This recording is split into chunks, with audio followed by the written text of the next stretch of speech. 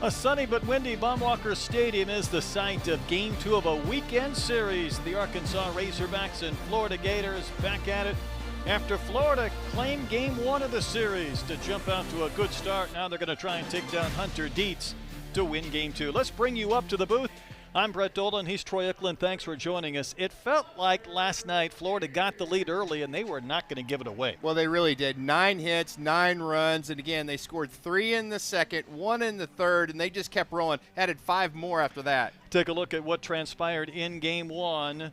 Again, 16 strikeouts for Florida pitchers. Bowen had a big homer. Helfrich had a 2-run homer late that looked like it might give Arkansas some juice, but the Gators were having nothing to do with that. Arkansas's pitching was part of the storyline, and for more, post-game, here was Dave Van Horn. Yeah, it was one of the worst pitch games we've pitched here in a long time. You know, give Florida credit. They laid off some pitches and got some full counts, but we also had a lot of times we were up in the count 0-2, 1-2, nibble, 3-2, and pitch counts got up and bases were full of Gators, and yeah, it was pretty rough to watch.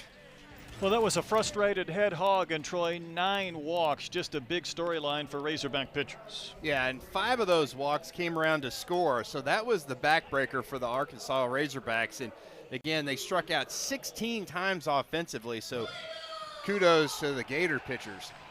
Well, Hunter Dietz will try and turn it around today on the mound, getting the starting assignment for the Hawks. Well, Hunter Dietz is what Dave Van Horn calls, that's what a big league pitcher looks like. And again, he's got amazing stuff. He's going to sit the mid to upper 90s, big-time slider. He's starting to land the curveball as well, Brett, and mixes in a changeup as well. Lineup he will face for the Gators features Jones, Lawson, and Surowick, the top 3. But last night, Troy, the 6 through 9 spots in the lineup did a lot of damage. Well, they really did, and that really added an extra spark to that Gator lineup.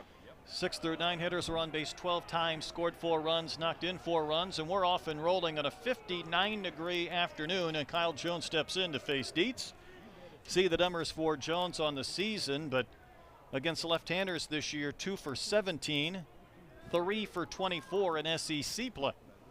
And we're 1 pitch in, and Ryder Helfrich has something wrong with maybe his earpiece. And that did not take long, did it? No, it sure did not.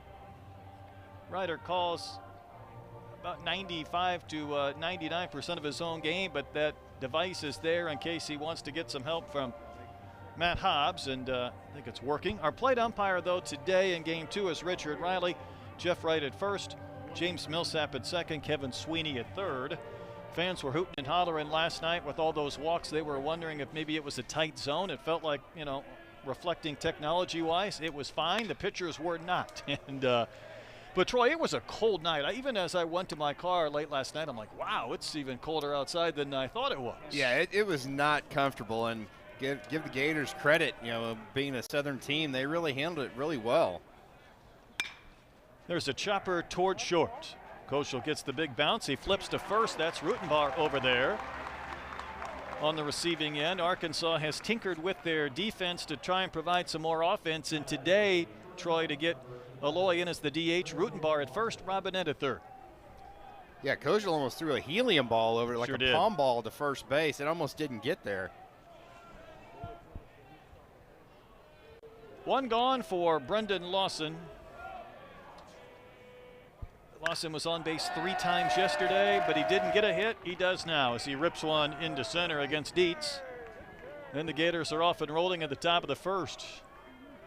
Brett, I'm a big fan of the first pitch strike swinging, and Lawson didn't take any time, waste any time right there. Just got a pitch right down the heart and ripped it right back through the box.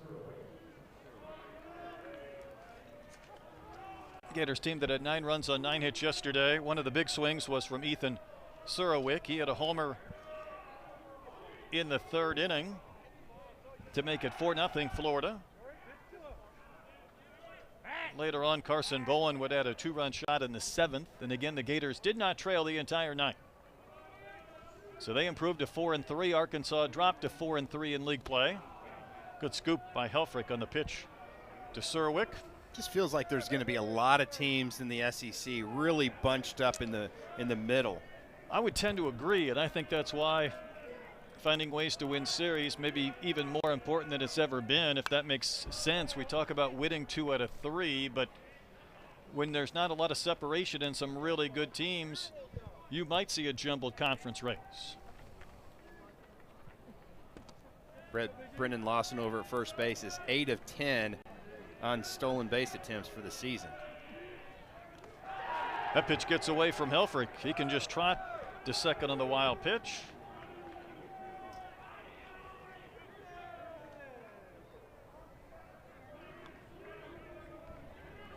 Again, Arkansas pitching really just shooting themselves in the foot so far in this series.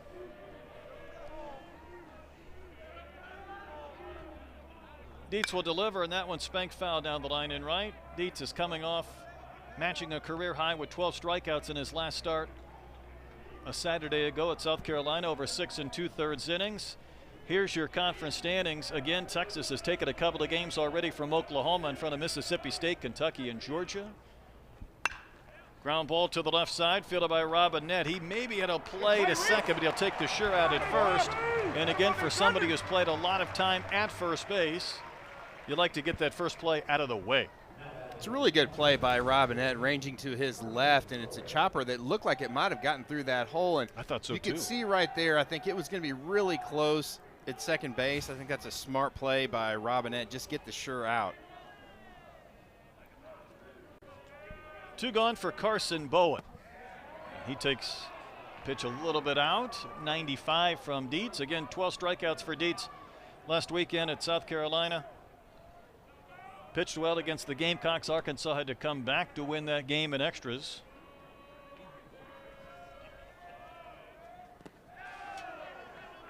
Of course, yesterday we saw Liam Peterson start.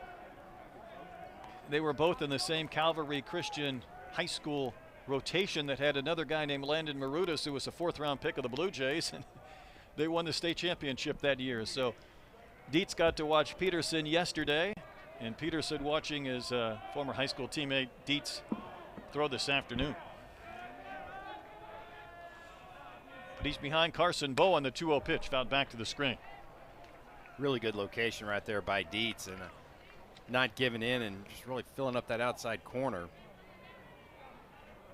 Got a dangerous hitter in Carson Bowen.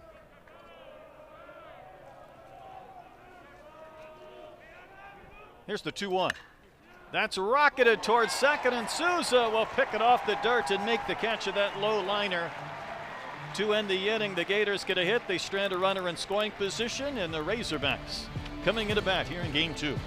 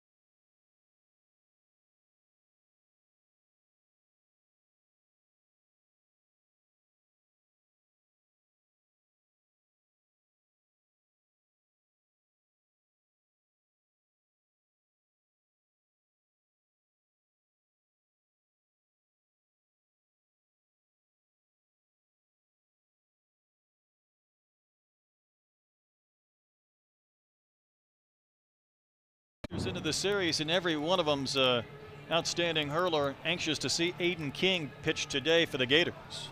Yeah, this feels like a Friday night matchup on a Saturday. Both these guys for each ball club are just stellar. How about King with the 1.27 ERA? What about that strikeout to walk ratio? Really can fill up the zone. And he'll sit in the low to mid 90s with the fastball. He'll throw a slider, and his change is a splitter, Brett. Well, that'll be interesting for these Razorback hitters. The lineup for DVH today with Ruiz, Koschel, and Helfrich, the top 3. Then Stewart in right, New in center, Souza back at second. As we mentioned, Robinette at third, Kahio Aloy the DH but hitting 8th, and Carter Rutenbar will be at first base batting 9th. Arkansas was trailing midweek 2-0 before they had a 10-run 5th inning. But yesterday, Troy, they got the 2-run homer from Helfrich in the 5th and added a couple of runs in the 8th, but they were running uphill most of the evening. Yeah, later in the ball game, the Gators scored 2 in the 7th and then threw a 3 spot up in the 9th, and that really got that separation they were looking for. Aiden King, though, started 5 games this year and had not given up an earned run. Think about that. He was the last pitcher from an inning standpoint that qualified that did not allow an earned run. He did give up 8 unearned in that stretch. His last time out, last weekend against Alabama, 3 hits and 4 runs in 5 innings. And Damian Ruiz will begin things.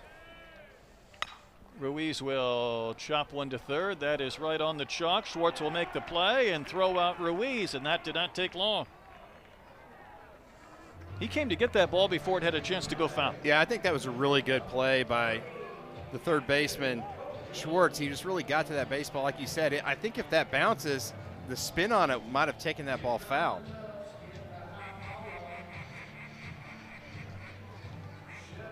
Here's Camden Kojal. Walked a couple of times, scored a run yesterday. Part of an 0 for 3. Take strike 1. Let's go back and see this play from Schwartz to come get this chopper before it had a chance to kick foul, knowing he had an easy out. Yeah, that's really heads up play and just really didn't rush it. Troy, as good as Kojal has been this year, and he's led this team in just about every offensive category for a bulk of the season, he's batting .192 in league play. I would say part of that, it felt like he hit some balls really hard in some of the earlier series. But those are his overall numbers at .343 with an OPS of well over 1,100. You see a lot of teams throw him a lot of off-speed pitches, really trying to change things up and really change the eye height as well.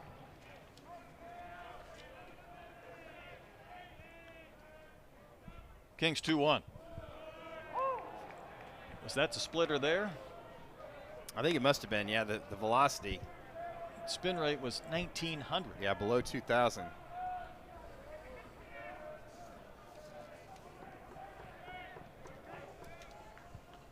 Two to the Kojal. Chops one to first. Serwick is there. He'll make the play. Retire Kojal. Couple of ground ball outs to begin the Razorback first inning.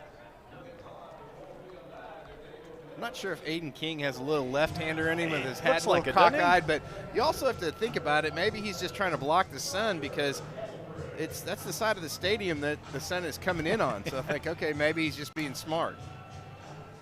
Whatever it takes, I mean, right? it's getting more crooked by the pitch. Well, the sun's moving too, so give him some credit. Ryder Helfrich takes strike 1. Well, Ryder hit home run number 7 on his season. Also had a couple of walks, so he has reached base in every single game this year that he has played, 26.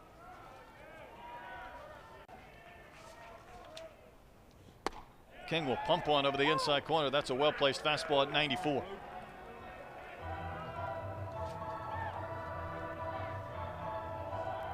Those are a couple pitches as a hitter. You're like, man, you just can't throw them any better. And he runs one over the inside corner for strike 3. Just carving here in the bottom of the first inning. Couple of soft ground outs and then a 3-pitch K to Helfrich. Aiden King looking good early.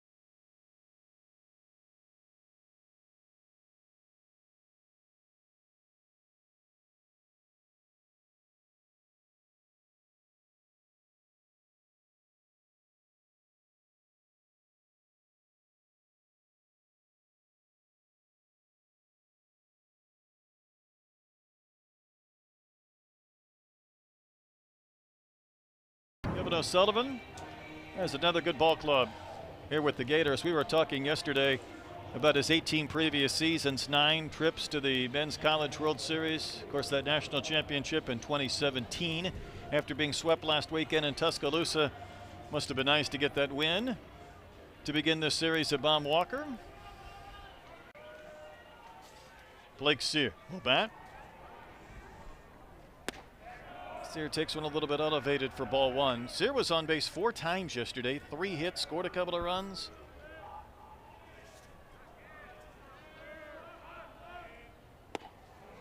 Yeah, Sear and Bowen were the 2 Gators that had 3-hit games.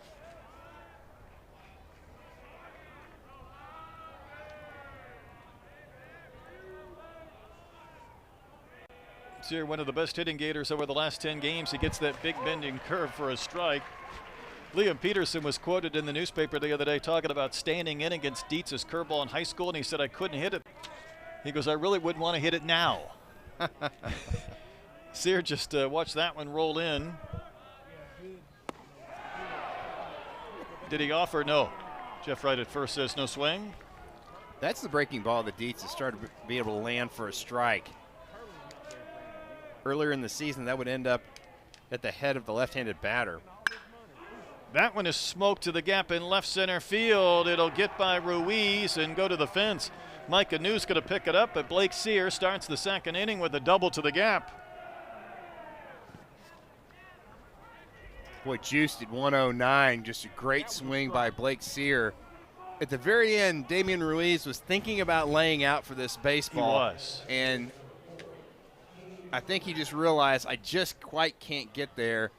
It's going to be a double either way, so I like his aggressive nature to take that angle that he did just to see if he can get there and cut that ball off. Next man up is Cade Curlin, who's 1 for 15 in SEC play. That's a 67 batting average. He was hitting 3-hole last night, went 0 for 5. See if he can put the Gators on the board. Did he offer? Another appeal. Again, Jeff Wright says no swing, so he is the least popular person at Baum Walker here through an inning plus. Fans are a little rowdy today. They were more frustrated than rowdy last night. They found a different gear today. Yeah, I think so. I think they've thawed out just a little bit more. Yesterday was one of the weirdest mojo feelings in this ballpark I've experienced in a long time.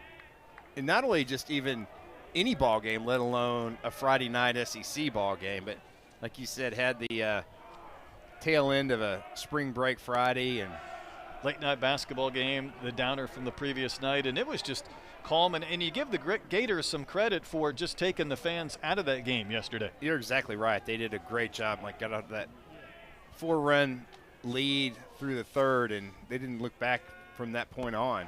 Well, that's down and in. That's ball 4. So Curlin takes the walk, and there's DVH. We heard from him in the open, Troy, and that was a cold and frustrated Dave Van Horn, just talking about nibble, nibble, nibble, one of the worst pitch games he's seen in a while, and just the inability to kind of finish off hitters, and a lot of times working from behind in the count. Yeah, and the few times they got ahead, you said they started nibbling, and then many times were, 2-0, 3-0, 2-1. We've seen Gackle and Gibbler finish out a lot of games for Arkansas. Maybe another issue with the pitch count. Gackle and Gibbler combined to go 6, and then it was Eves and Brissy and McGuire.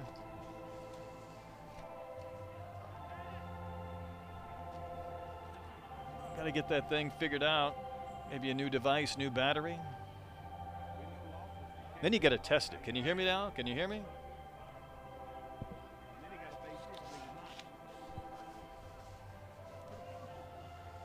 Got to make this official. Yeah, plate umpire Richard Riley will go out to chaperone.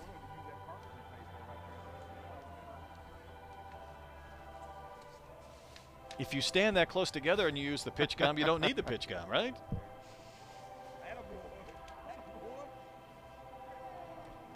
See Richard Riley say no visit towards the Gators dugout, so he approved of all the business. Technology's great until it doesn't work. Yep. I mean, if you and I were out there, we probably could have figured that one out. And we're at the bottom of the list of trying to figure things out. Here is Cole Stanford, the DH. And Troy, we talked about the bottom of the lineup, and Stanford was a good example why. He was over 2, but he was on base 3 times, scored a run, and knocked in 2 runs. Yeah, good things happen when you get on base. That pitch a little bit in and missing, so Dietz falls behind the Gators DH 2-0.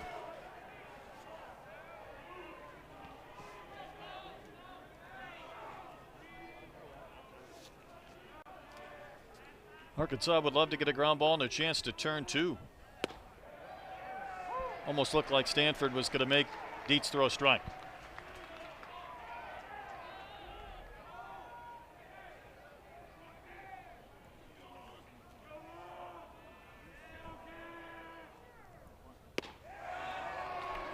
Pops another strike over the outside corner.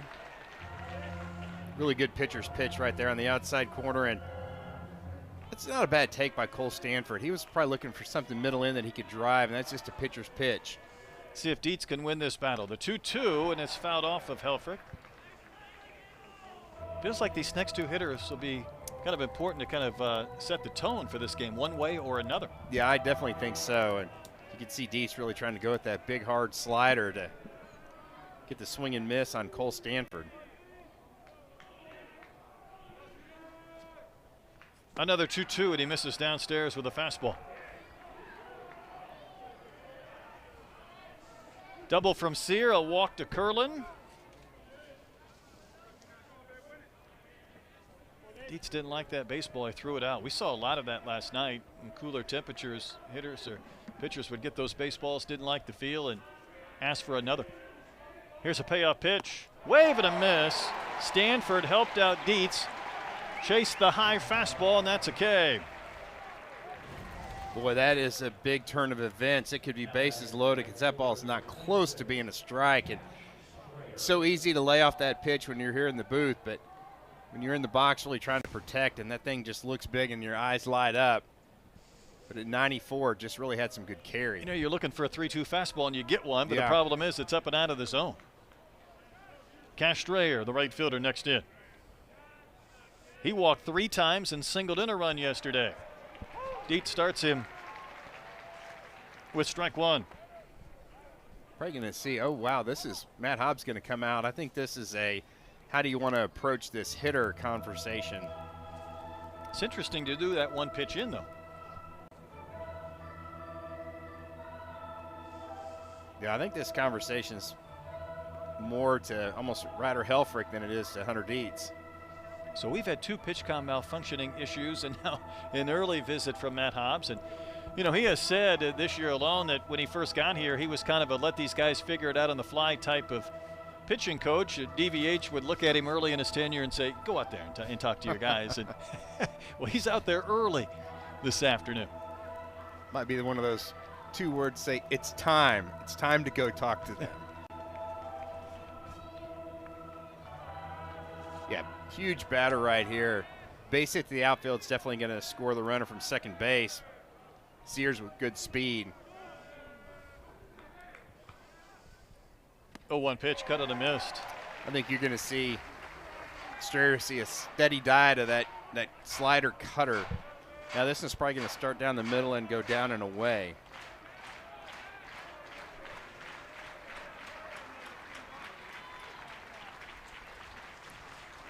Arkansas has given up some hits on some 0-2 pitches here as of late. And hit the hand of the bat. Strayer starts towards first. Richard Riley points towards first base. He didn't react like that one got his hand. Now he does. He's kind of going for a stroll near first base. That was an 0-2 up and in pitch that results in an HBP, and the bases loaded. Well, Brett, the initial sound to me sounded like it was the hands. There, he did shake it a little bit. Sure looked like it got him right there on the hand. Almost the wrist, maybe. Or there's even like the back of the hand. Boy, that is not what Dietz wanted to do, however. The ability to jump ahead in the count. I'm a little shocked they went with the fastball up and in. I'm with you. You expect that cutter or the breaking pitch. Or maybe that was supposed to be the fastball about bill high and just out over the plate, but high. Sometimes you see those hitters immediately drop the bat and start shaking their hands. Strayer drifted to first, and then all of a sudden I think that pain kicked in. Yeah, you just hope nothing's broken Oh in that my hand. goodness. You're always so worried about the fingers, the hand, the wrist. Let's go back and listen in to see the sound this pitch made when it hit the hand, we believe, of Strayer.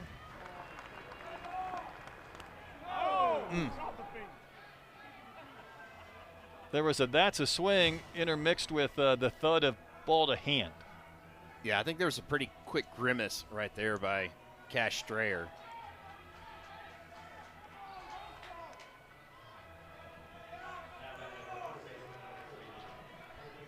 Colton Schwartz next up. Still just one out. Still just one gone. Remember, it was the second inning yesterday. The Gators scored 3, and they did so, Troy, on one single that inning. They've loaded the bases up on one hit this second.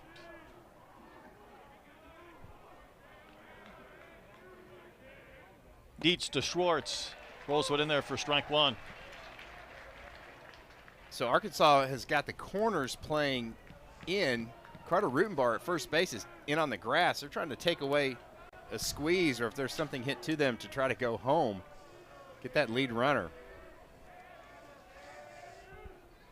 0-1 swung on into the glove of Helfrich for strike two.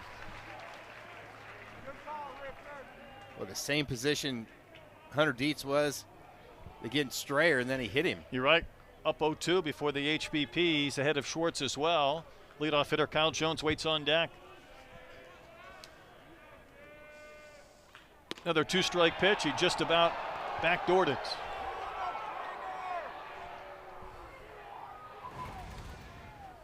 Yeah, I definitely think this was up. See Helfrich trying to pull that one in just a bit. Came with the 0-2 backdoor curve. What does he want to do on the 1-2 offering? He'll get the wave and the miss. Second K of the inning. Came back with a cutter, didn't he, Troy? Yeah, I think that's his best pitch. It's got the most movement, really difficult to hit. Last week when he had the 12 strikeouts, 11 of those came on either the cutter or the curve. That was the put-away pitch.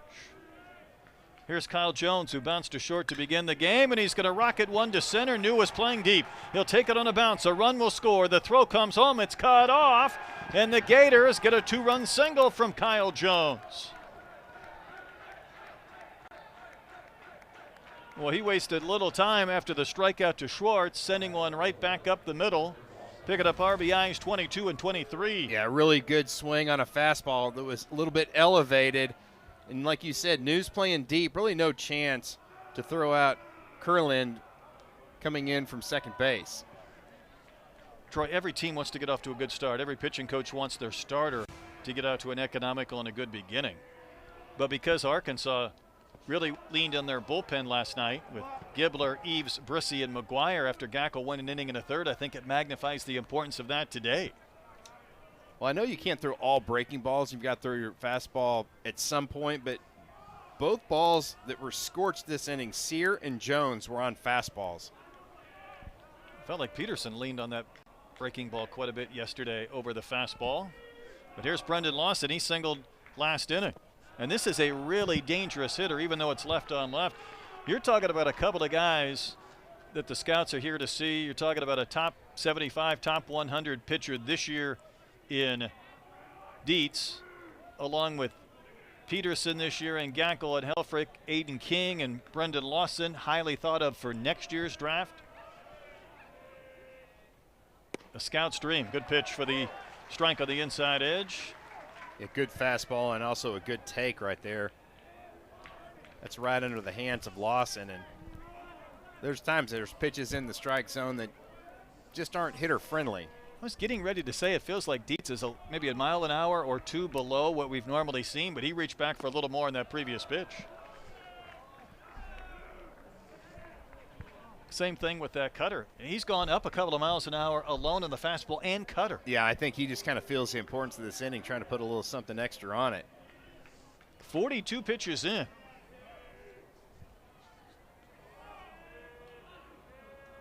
Another big pitch in this frame, and he misses, and that is ball 4. And Surowick will be the 8th Gator to hit in the second. Almost even on his balls and strikes. 20 balls, 23 strikes.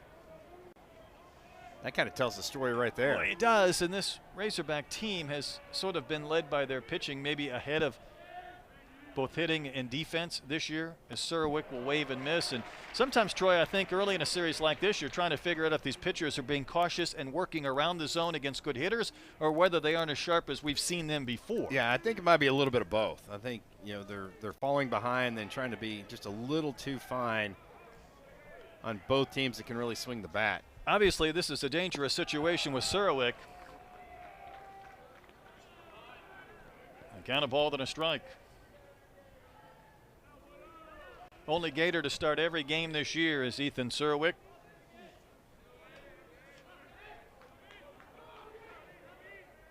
The 1-1 from Dietz, and Ryder Helfrich has been throwing himself at a few of those pitches as well to keep him from kicking away. And it's 2-1. That's just a pitch right there that clearly Dietz doesn't want to hang, and you just overthrow that breaking ball, and that's why you spike it.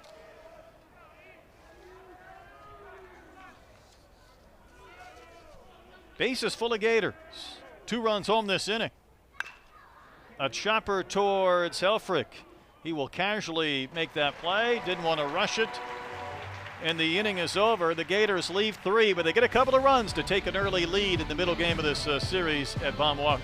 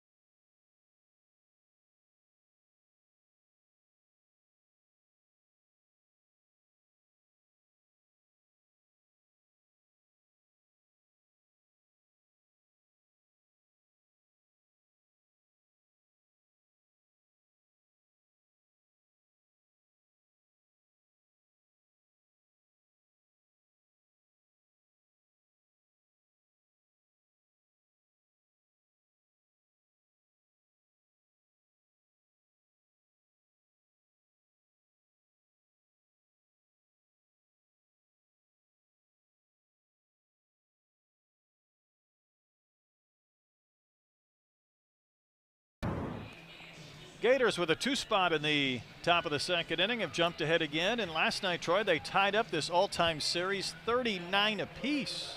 Yeah, that's about as equal as you can get. You can see that Arkansas's got a 4-game lead when going against Kevin O'Sullivan. But, boy, I tell you what, these teams are so evenly matched. Just great talent on both sides. And, boy, they find some really good players. They scour the whole country. Arkansas had won 5 of 6 at Baum Walker before last night. It'll be Stewart, New, and Souza 4, 5, and 6 against Aiden King, who barely broke a sweat in the first. A couple of soft ground outs and a strikeout. See Stewart's numbers on the year. Zach last night would go for 3 with the walk. Hit a rocket over 100 miles an hour in the 8th inning that Curlin made a tumbling catch on out on the grass in shallow right from his second base position.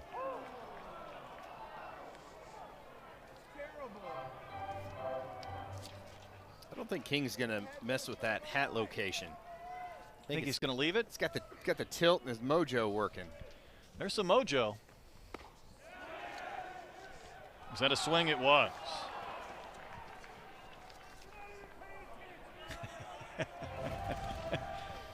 Fans grumbling already. Let's take a peek. Oh, yeah. That's probably enough. And that's on the outside corner, strike 3 call. Aiden King's locked in early. You know when pitchers have got that strut going as the infield's throwing the ball around the horn and they just kind of follow that baseball when they feel like they're in the groove. Especially when they know it's a strike about a split second before the umpire punches out the hitter. Here's Mike Anu. That's the pitch Anu does not want to see called a strike. That was one I got to believe he feels like is low.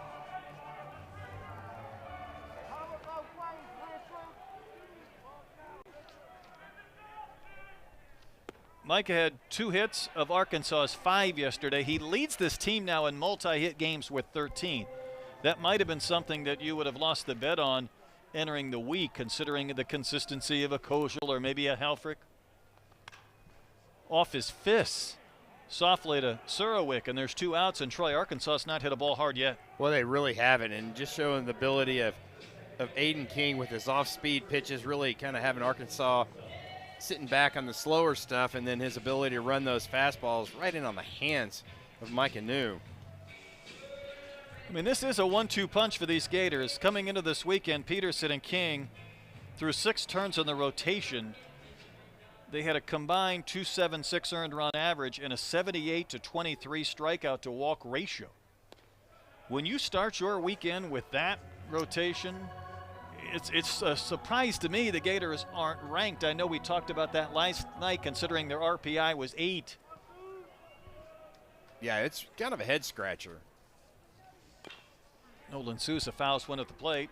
Florida has 2 more wins than Arkansas. The Razorbacks have 2 more losses, same conference record. But the Gators fell out of the top 25 in a couple of polls. Even though with that win last night, they're 5-0 against top 25 teams this year. Be something, wouldn't it, not to be ranked but host or be in the mix with RPI considerations? Yeah, it just doesn't make any sense with what the different committees are thinking as far as those polls, but definitely something you really don't have to worry about until toward the end of the year. That's for later. Sousa was 0 for 4 last night. He began the day 10 of 20 in SEC-only games. We've talked about Arkansas not hitting the ball hard against Aiden King. Well, King hasn't thrown anything over the heart of the plate. It does help.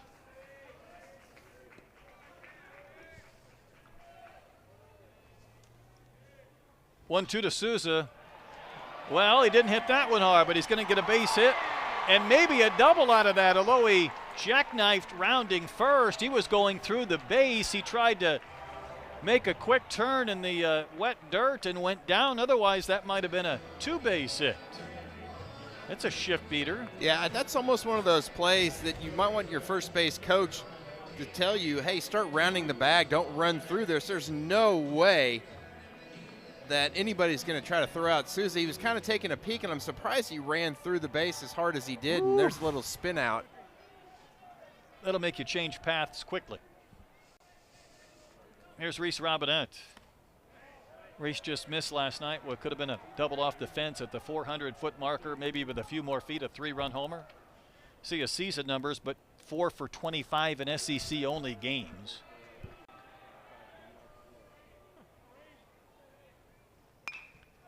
Going to hit one sharply, but fouled outside of first. We talk a lot about bad speed and exit velocity, Brett. How about 61 miles an hour off the bat of Nolan Sousa? Well, the Micah New soft lineout was at 43 previous to that hit from Sousa. Well, there's a little bit of breeze coming in from right field, and they might knock a few baseballs down if it's going to be close. That's not close. Down and in to Robinette.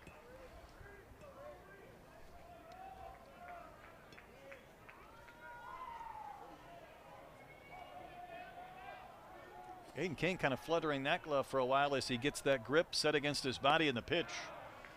Finds the strike zone again. Even the count of 2-2. Just living at the bottom part of the zone. He is. because it's one of those borderline pitches, and you think as a hitter, okay, it might drift down low, but then it has a lot of carry that allows it to stay on plane. I think you're seeing it maybe a little bit low, or you're hoping it's a little bit down. Souza will run. That throws offline. What a great job by Lawson to come up with that baseball. Otherwise, who knows? Souza could have popped up and headed to third. Yeah, I definitely think so. What a great read by Brennan Lawson. Watch him get in front of the runner and go get that baseball. Yeah, Souza's going to be on third base, no doubt. And then that takes away, King to be able to throw one in the dirt to try to get the punch out. It helped he was coming straight towards the base. If he was drifting across the bag, he might not have been able to lunge and make that stop. 3-2 to Robinette. There's a big chopper up the middle. It found a seam. And here comes Souza around third. He'll score on the seeing eye chopper from Robinette, and the Hogs are on the board. Boy, Aiden King has to be wondering what just happened between that soft single from Souza, the stolen base, and a chopper that bounced past Curlin.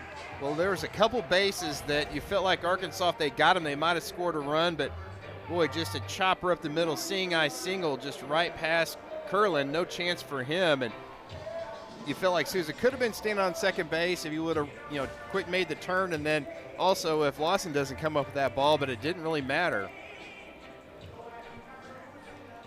Here's Kahio Aloy. Kahio did not have some at-bats that were a lot of fun midweek against UCA. Struck out 2 times, then Rutenbar pinch hit for him, Troy. Hit a double off the right field fence and then homered. And he was in the starting lineup yesterday. And looks like we might have a concern with Cash Strayer. Remember, he was the guy, Troy, that was hit by the pitch last inning. Yeah, maybe that hand and all that adrenaline is starting to really take wear off. He's holding that hand up, and we felt like, Troy, when he was hit by a pitch, there was a couple of seconds where it didn't faze him, and then before he even got to first, I would imagine it was throbbing and he felt it. Well, here we are mid-inning. I think this is a conversation that said, hey, I don't even think I can grip a baseball to throw it.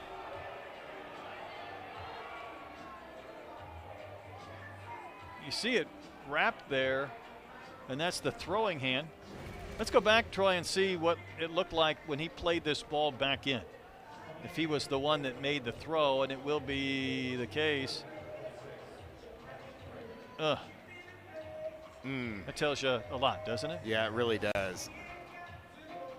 Man, that just makes you I almost sick. feel like you let Jones make that throw. It gives you another inning, because otherwise Arkansas would have seen that and said, you know what, if we have a chance to run against him, we have to.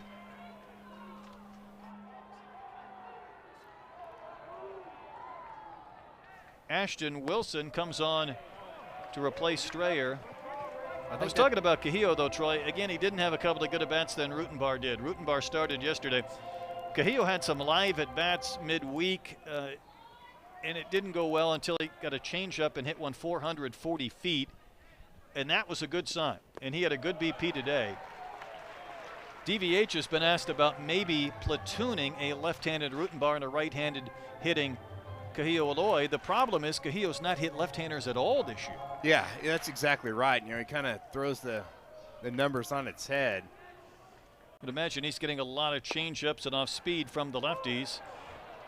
Takes a 2-0 fastball for a strike.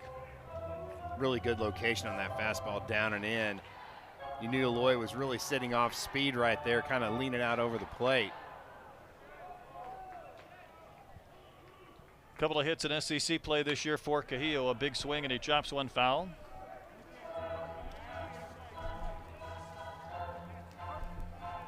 The hard thing to do is, even like you're a junior like Aloy, is not trying to do too much in this situation. You've kind of sat the first game of the series. You didn't have a great game on Tuesday, and you're trying to make something big happen right here. A little bit down and not by much. And the count has gone full. Kahio started this season with a 12-game hitting streak. But it's not been a great deal of fun since.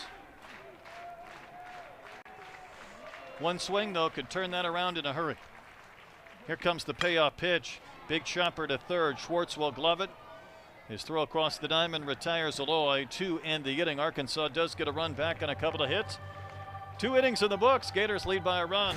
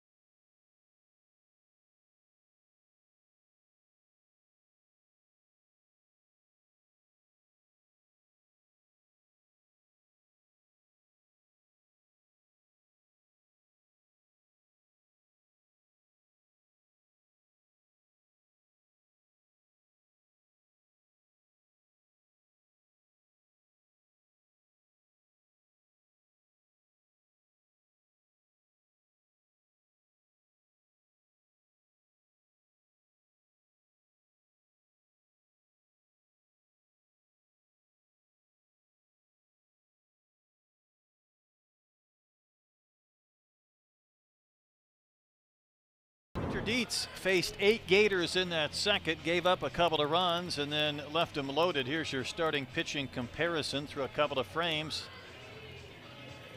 Really, Aiden King could easily be cruising, though. Yeah, really the difference is that one walk by Hunter Dietz that was given up to Cade Kurland and came around to score, and that's the difference in this ball game. Carson Bowen, the only Gator who did not hit last inning. Lined out to Souza to end the first. Takes one up and out. When Arkansas's team went to South Carolina last week, a lot of them wore Razorback basketball jerseys and gear before the NCAA tournament. They joked with Dietz, did the media, about him filling out a bracket, I'm sure for entertainment purposes only, and he said I was about 20% correct. But he had the Hogs winning it all, and he said, I hope I'm right about that. Well, he might be in about that 15% ratio. As he pumps in a strike. He's going to stick to pitching, Troy, rather than basketball prognostication. I think that's probably wise. I think we all should just stick to baseball. It's outside 2-2. You know, the question I posed to you last inning was Arkansas's pitchers, not just today, but throughout the game plus, nibbling or kind of fighting their command. And it can be both, but I think we're going to get a better idea in this frame because Dietz kind of needs to put the pedal to the metal here for a few frames. Yeah, I think so. You know, his pitch count, you see right there, already up to 53, and he's going to have to start landing more pitches. And again, if you throw pitches at the right location, you can throw a lot of strikes. He left that one up, and it was spanked to the left for a base hit. So Bowen begins the third with the Gator single. It looked like it was the breaking ball that just kind of hung. 103 off the bat of Carson Bowen.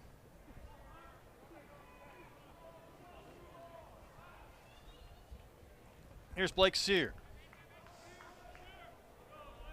He doubled in the second. Scored the first of a couple of Gator runs. He's going to drop down a bunt. This is almost a no man's land. Dietz, though, will throw to first. He made it close, but Sear will get the base hit. Boy, that was a perfect bunt from Sear. Helfrich is talking about that Sear was running on the inside of the baseline. DVH is coming out and said, hey, I want to challenge this. Let's see where he was running. Well, he starts in foul territory. Did he switch? He was definitely, and he hit the white base too. Now, the argument is then that could cause the pitcher to try to throw that ball so he doesn't hit the runner.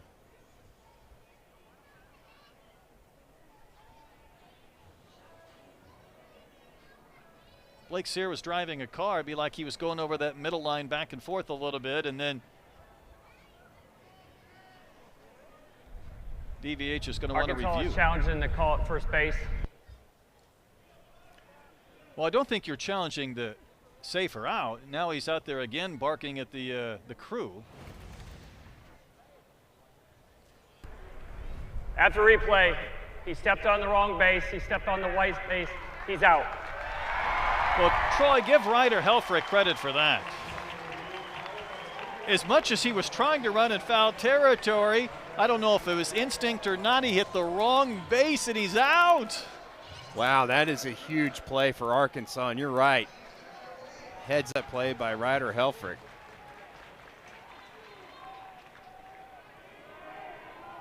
Here's Cade Curlin. So I guess in essence you'll still get a sacrifice out of that because you did the job of advancing the runner, but lose the base runner and the hit.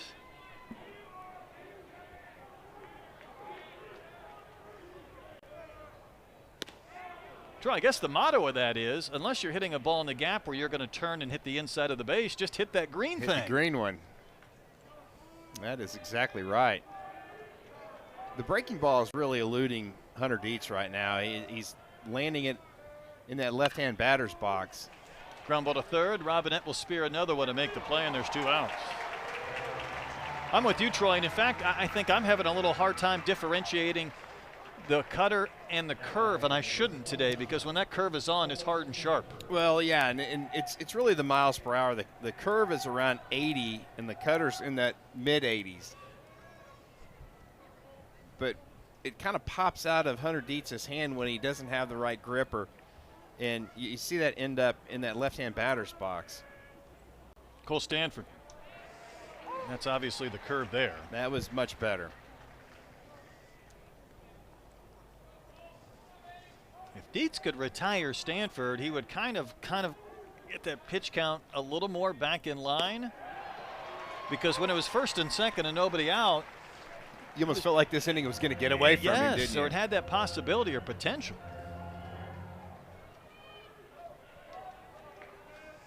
Oh, and 2. It's ground ball served to Kojal. He'll wait on it just a bit. Kind of flipped one to first. Rutenbar kept his foot on the bag. Not a lot of velocity on that toss, but Dietz works around the leadoff single. It remains a 2-1 Gators lead.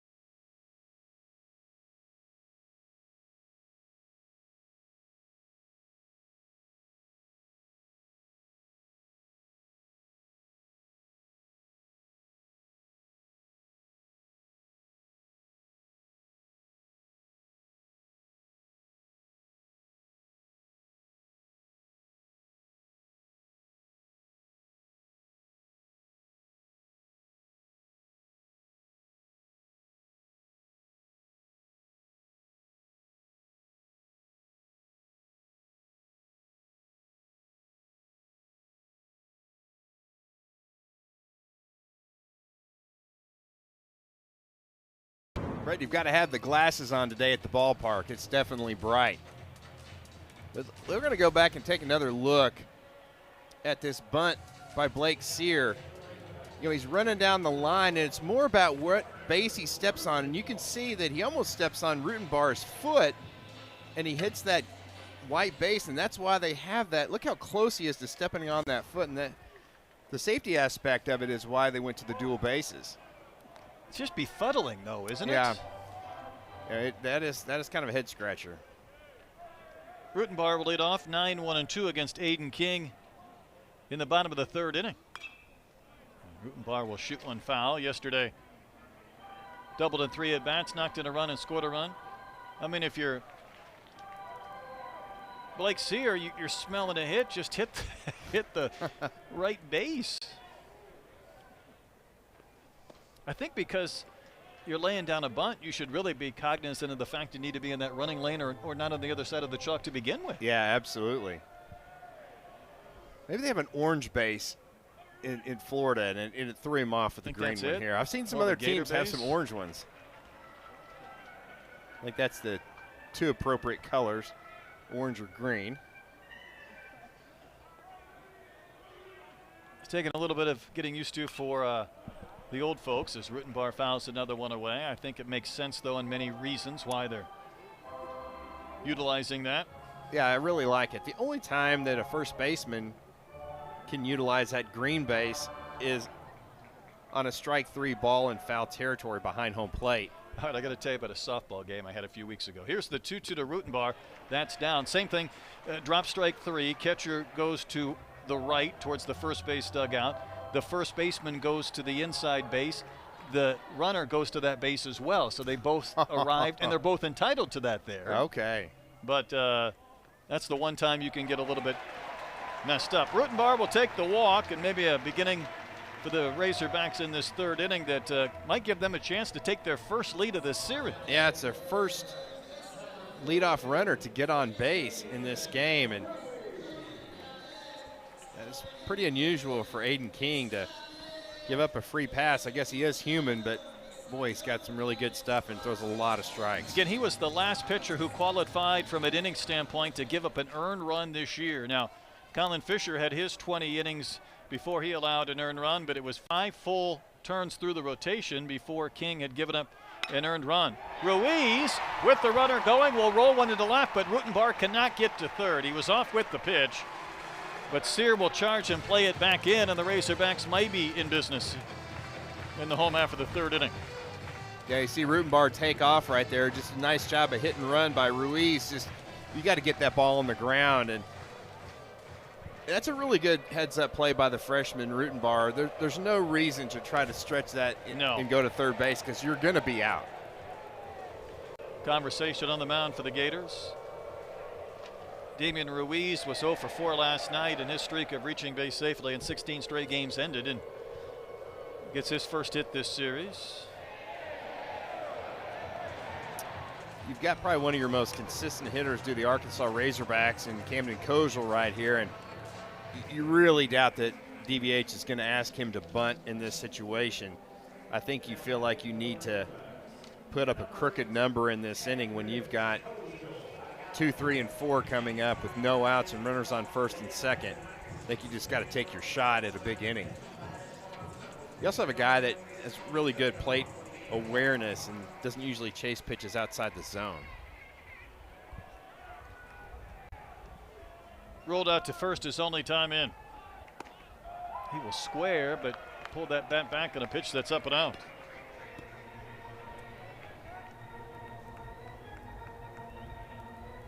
Schwartz over at third base is playing even with the bag, and that's what Kozel's job is to do, is bunt that ball down the third base line, make him field it to allow that free base to be open for Rutenbar. I think he's going to square again. Well, he is. The pitch misses. King has fallen behind 2-0. At any point, do you allow him, since he's ahead in the count, to swing away? Or are you intent on Kozel, who can handle the bat, dropping one down? Man, I think I'm almost letting him swing away, being ahead. I was hoping you would say 2 that. 2 balls and no strikes.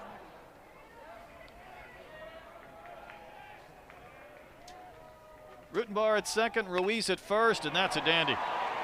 Schwartz will pick it up, slings it to first, safe at first base. Kozel hit the green base. It's amazing what happens when you hit the right one. Even when the Gators were anticipating the bunt, Kozel laid down a better sacrifice, turned out to be a hit, then the Gators were able to handle it defensively. Boy, it just picture perfect right there. You see Schwartz really charging hard. This all he can do, and I think he almost had like that little league 5-finger grip. He just couldn't get quite enough on that throw. Because when he got to the ball, I thought he might make that play. Well, here's Helfrich, who homered last night. Batting with the bases loaded, and that one goes to the backstop, but maybe a play at the plate. Safe as Rutenbar. He went to the back tip of the plate. Richard Riley, the plate umpire, got there and he almost paused and thought about for a split second. And the carom gave Bowen a chance to maybe get Rutenbar at the dish. Boy, that's an aggressive play by Rutenbar with no outs. That is really close. And yeah, like you said. Oh, the ball came out. That's what he was waiting for. Wow. I think he was going to be out, Troy, if he catches it and you never get the glove and the ball together for King at the plate, and that's so tough for those pitchers to do. Well, he didn't call him safe until Rutenbar with his foot. Wow, that's a great stop by Bowen. Bowen saved what could have been another run. Remember, over the past week, Arkansas has scored more runs on wild pitches or pass balls than anything else. Because he did not give the safe sign until Rutenbar's heel hit home plate as King was picking up that baseball.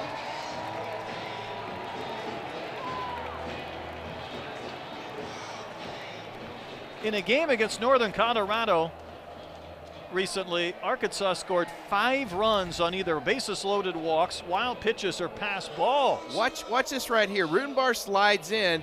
The umpire doesn't call him safe until Rutenbar pushes his foot on the base right there, and then that's when the home plate umpire, Richard Riley, says he's safe. His entire body went by the plate Yeah, until he never touched it. Back and then of his shoe and made contact. Yeah, King is trying to pick that baseball up, and then Rutenbar taps that base with his foot, and then the safe call is made because that's what he was waiting on. That's a lot going on in that sequence. Was ball being dropped and runner ball missing home caught, plate. Missing home plate.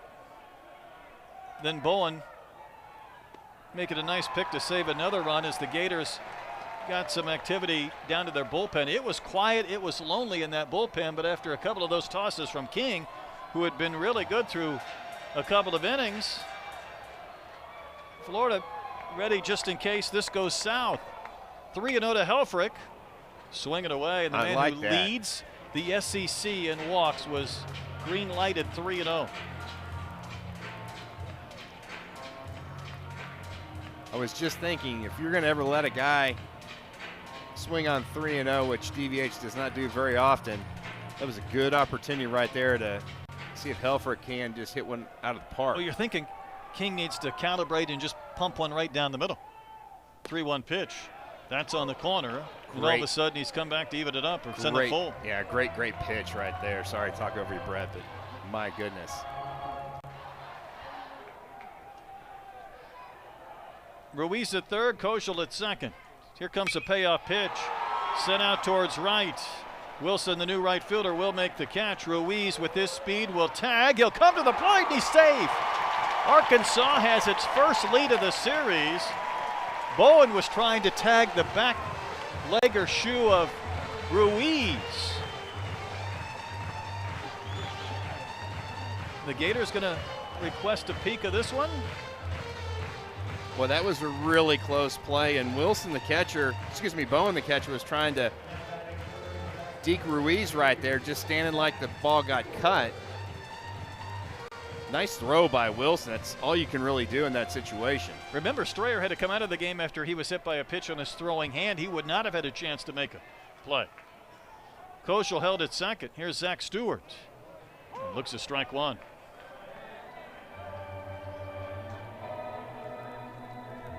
Are you a little surprised that Koschel didn't try to tag and go from second to third?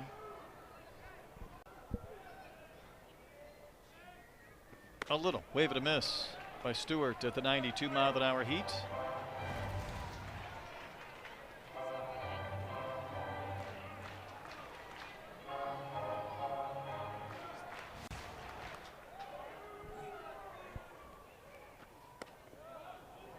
Up and into Stewart, who struck out looking back in the second.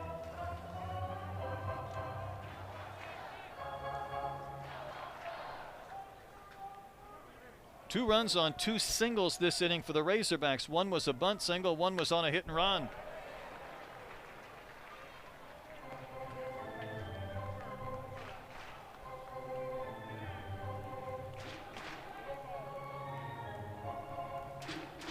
Gators have 3 infielders on that right side to try to cut down that base hit through the up the middle or to the right.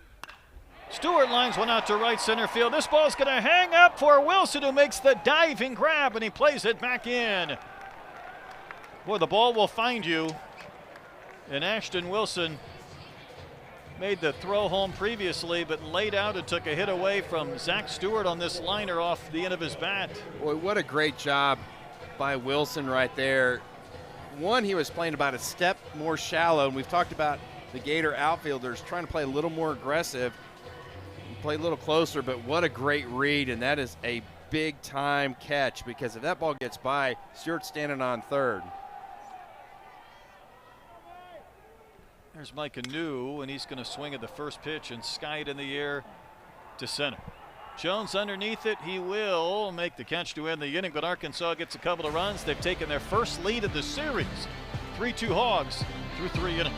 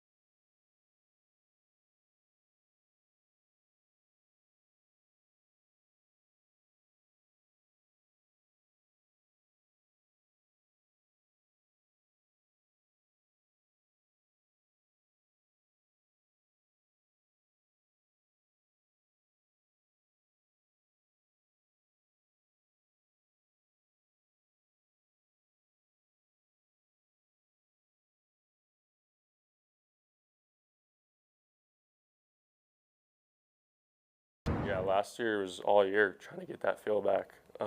Didn't really know where I was as a pitcher, like trying to basically reinvent myself and then reinvented myself back to where I am now. There's a lot of stuff that I had to fix last year mechanically, and it was a big struggle. There's a lot of stuff coming at me at once, and it was really hard not to get overwhelmed.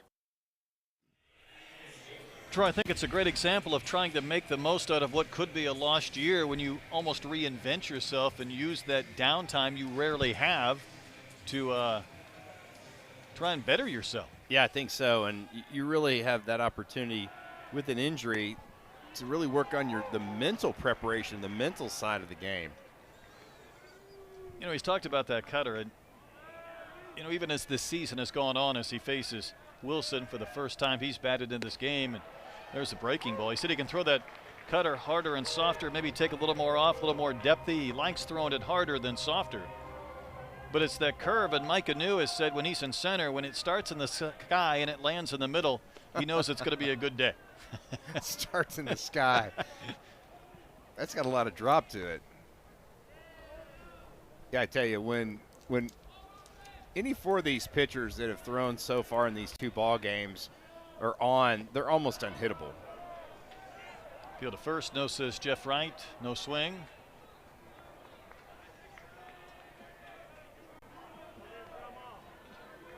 I think baseball's happened, though, a couple of times in this series where you look up and there's a few base runners, there's not a lot of balls hard hit, and all of a sudden, got to make some pitches. Dietz got back on track just a little bit in the third when Sear hit the white base instead of the green base. Well, that was a big play, wasn't it? It was, because then he got a couple of ground outs and he was through the frame, and Arkansas scored 2 in the bottom of the third.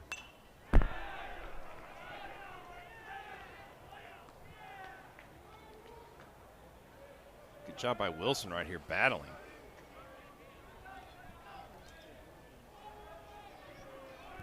Not a lot of playing time for Ashton Wilson.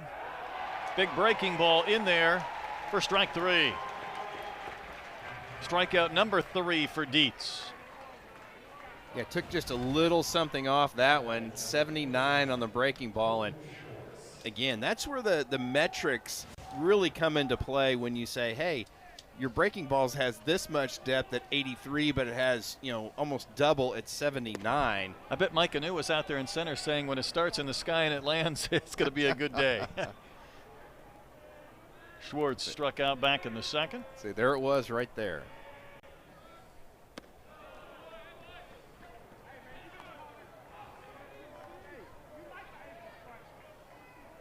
Gators got their 2 in the second. Arkansas run in the second. Couple of tallies in the third inning. Hard hit up the middle, just over the base and into center. 10th hit of the year for Colton Schwartz. It just felt like one of those BP swings. Go up there, just hit the ball on the ground up the middle. Don't try to overswing.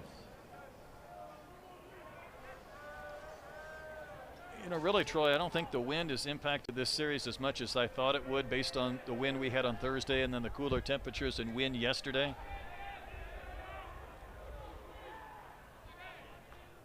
Here's Kyle Jones. He's going to foul one away. I don't know if you saw this yesterday at Wrigley, and I think I've done about 50 games at Wrigley, so I've seen it all from a wind standpoint. Ian Happ hit a ball about 109 miles an hour with a launch angle of 32 degrees, and the wind, they estimate, cost him 113 feet. Oh, my goodness. That pitch looked pretty good, but it missed outside. Did an infielder catch that Well, ball? it was supposed to end up on goodness. Waveland, and it was not even close to the warning track. So you go back the last couple of years, there have been 27 balls hit that hard with that launch angle. 25 of the 27 went for a home run, averaged 419. Well, that one kicks away, and Helfrich, his throw is late down to second base. That's another free base for the Gators. They've had a couple of those today. But he lost 113 feet of distance because of the wind. So when you smoke a ball and it doesn't even get to the warning track and it should have been a home run, it leaves you scratching your head. Today we've had some bunt hits. We've had some seeing eye base hits. Baseball has jumped in the way of these pitchers' afternoons. Just off the outside. 3-1 pitch. Dietz will issue the walk. So after getting the strikeout to begin the frame, he's given up the base hit and the free pass. 75 pitches for Hunter Dietz. 33 balls. 3 walks, a hit batter. And a guy that you don't want to come up to the plate with runners on base. Yeah, I would Brendan think this would Lawson. be the last guy you want to see. And Lawson has singled and walked. So yesterday was on base 3 times. Remember, he began this weekend leading the conference in OPS, and you should when you're second in slug and you're first in on base.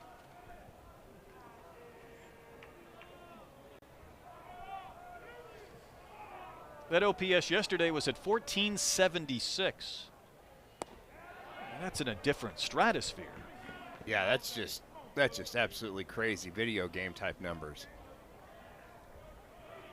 The outfielders for Arkansas playing very deep with the power of Lawson. That very upright stance, hands begin above his helmet, takes a strike. Yeah, I don't think Lawson's going to see anything straight in this at bat. I think it's just going to be cutter after cutter. Now you're going to see this one start down the middle and break down and away. The 1-2. Inside corner, strike 3 call. Came back with the cutter. Boy, that's to filthy. the lefty. That's 88 miles an hour. And again, Lawson thinks it's almost going to hit his elbow. And you could see him kind of rolling into it like he's going to take that one for the team. Front door cutter to the lefty? Yeah, I don't think that was where it's supposed to go, but the result was good. There's that breaking ball that just fades up to that left-hand side. Surwicks hit a couple of ground balls to the left side. 1 to third, 1 to short. That's down and in again. There have been some times in this series, and I think we saw it last night with Peterson, and maybe at times Arkansas was hoping with Gackle where you have a hitter and you finish him off and you think, well, there they go, and then all of a sudden they're putting balls in the dirt and they're fighting it a bit for the next 3 or 4 pitches. Yeah, I think that's really a good point. I think if you're you're Hunter Dietz right here. You took down Brendan Lawson, and you really kind of amped up for that. And you don't want to let Surwick get away with the pitch just kind of over the middle of the heart of the plate, because he's going to hurt you if you do. Remember back in the second where Dietz had the strikeout to Schwartz with the bases loaded for the second out. Next pitch, Kyle Jones stepped in, single to center field, and it was 2-0 Gators. That's right. You kind of have that mental letdown after you get the guy that's the other team's best hitter. 2-2. Hard on the ground again to Shorts. Koschel flips to Souza. Gators couple of base runners aboard, but left them there, and it's a one-run Arkansas lead through 3.5.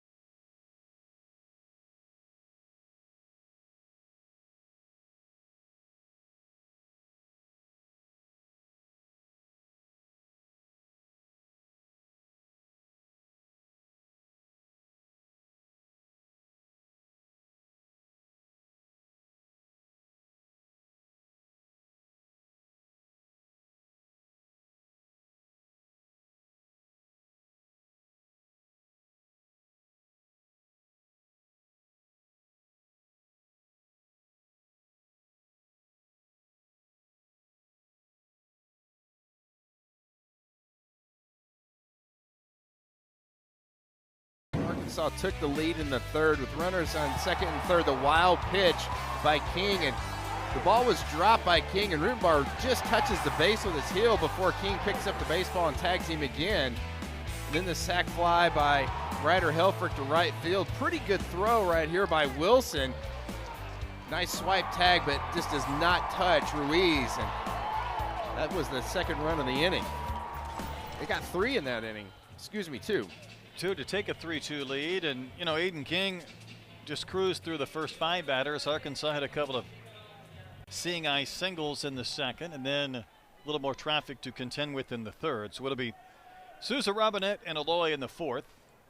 Souza singled and scored in the second. He hit one off the end of his bat, 61 miles an hour against the shift down the line and under the glove of Schwartz. So Souza, one of a couple of Hawaiians in the lineup today for Arkansas. Nolan said his family is okay from the flooding on Oahu, more for the northern part of that island than the south, but they've gone through their fair share of some disasters here in the last couple of weeks. 2-strike pitch to Souza. He will cut and miss, so Aiden King does some carving to start the fourth. Boy, he just never let Nolan Souza get comfortable, and then threw that backdoor breaking ball right there, or back foot breaking ball. That's how you pitch right there. Well, he came out with some conviction this inning, it looked like. Hat's still not on straight yet, but that's okay. 3 Gators on the right side of the diamond. Robinette hit a big chopper that bounded by Curlin to produce a run in the second. Sometimes you can just look at players' body language, and King just kind of came out and said, I'm going to shove this inning right now. I would tend to put agree. It to you. And he's at that point where you feel like this outing can go one way or another for him. He's just pumping strikes. Robinette would not chase there 0-2.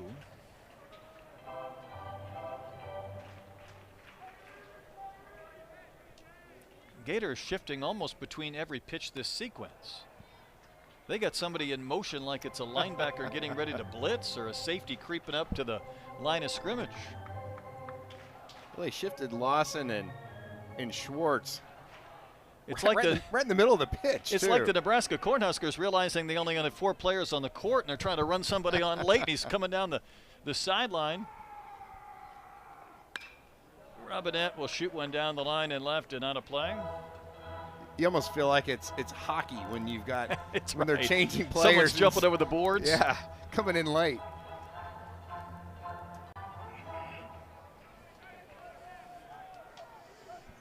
Two and two to Robinette. Hard hit, but into the shift, and Curlin will scoop it back on the grass and throw out Robinette. He hit that one much harder than the previous one, but that time he was retired, and there's two gone for Kuhio Aloy. So we were talking about Kuhio when he batted his last time in, and he bounced out to third. He started the year on a 12-game hitting streak. Since then, I think he's 5 for 40. We've seen signs. It was that 450-foot homer he had at South Carolina that just quite frankly disappeared in the trees. But it's been a little bit, I'm sure, frustrating for Kuhio in the sense that, even though he's in the lineup today, he's batting 8th, because this was a guy who drove in 70 runs a year ago. Yeah, I think that what you need to look for when Kuhio Aloy is on, a lot of balls hit hard up the middle to right center field. He was concentrating in BP on doing just that. I think he was trying to drop and drive at launch. And listen, he has a violent swing. When he makes contact, he hits the ball harder than anybody else. And I know you're trying to do some damage. Sometimes it's hard from an approach standpoint to think, let me shoot one to right center. Kind of trying to dial back that aggression. But he's going to poke one into right for a base hit, and that's what I think Arkansas wanted to see. Down in the count, go with the pitch, take the base hit. We'll see if that might be something that could kickstart a nice run for Kuhio. Yeah, what you're having to do is let that ball travel a little deeper in the strike zone. Just trust your hands, and like you said, hit the ball where it's pitched. And when you can hit the ball as hard as he does, like you said, it's so hard not to try to pull everything. You feel like 95% of Kuhio is more than anybody else. Right. When you can hit a golf ball 400 yards, you can hit a baseball in the mid-1 teens. And here's Rutenbar. And again, not to go too crazy on BP, just watching Susie yesterday and Kuhio today and Rutenbar. He's a freshman, but he has a professional approach when he's getting ready for a game. Yeah, he really does. Really hits the ball to all fields and line drives, ground balls. Homered back on Tuesday as first as a Razorback and fouls this one away into the well-populated stands here at Baum-Walker.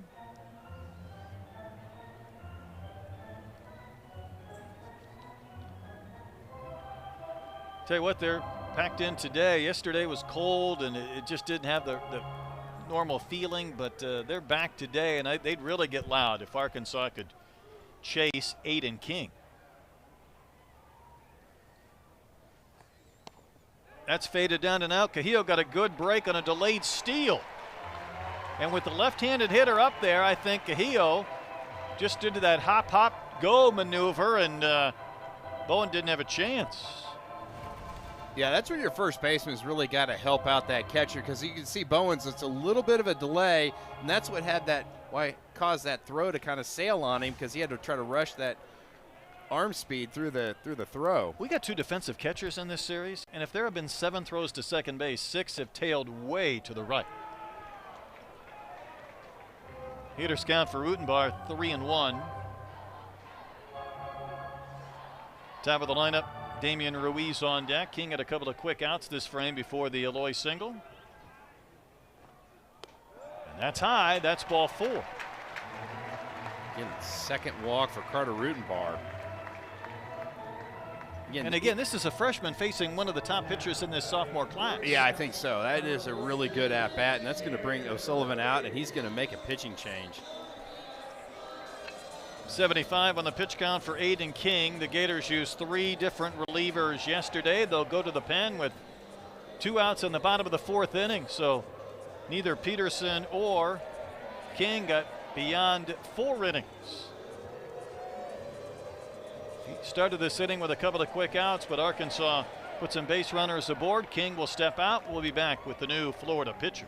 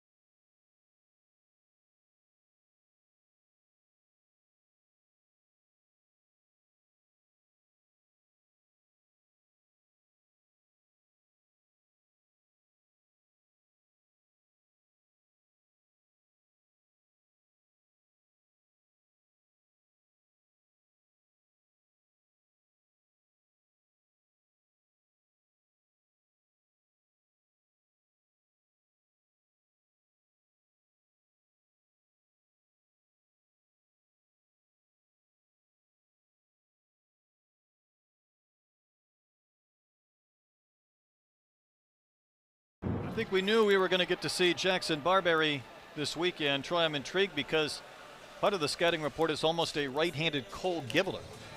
Well, I tell you what, Barberry's 6'4", 205. How about this? His fastball is going to sit between 97 and 100. All right. So giddy up, slider in the mid to upper 80s.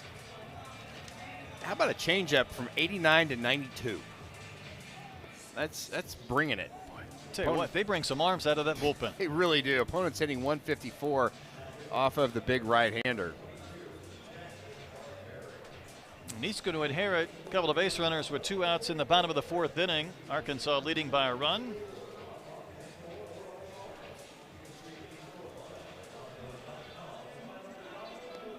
Razorbacks are hoping Saturdays are for the Hogs because, again, with Florida winning last night, Arkansas does not lose series often at home. Last year, again, 4 home losses all season. Last night, Florida's victory gave Arkansas their 6th.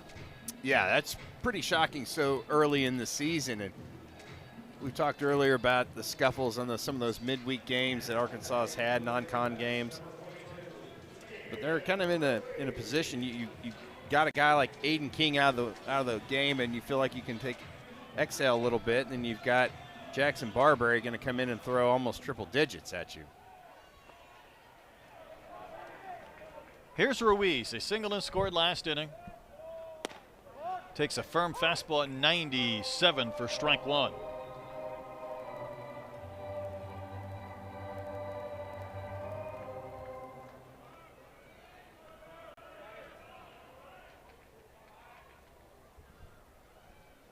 We've been talking all series about how Florida plays their outfielders a little bit differently. It just seems like it doesn't matter what the team is. It's about playing deep and maybe robbing some balls on the warning track, keeping balls in front of you. It seems like they're more intent on having a chance to throw out a runner if a ball gets to them quickly. Or even stealing the line drive like the ball that Zach Stewart hit. Well, that's tough when you throw almost 100 and then you snap off a really nasty slider like that one. That's really not fair.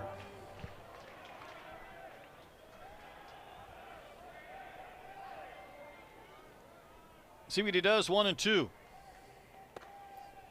That fades down and in and misses.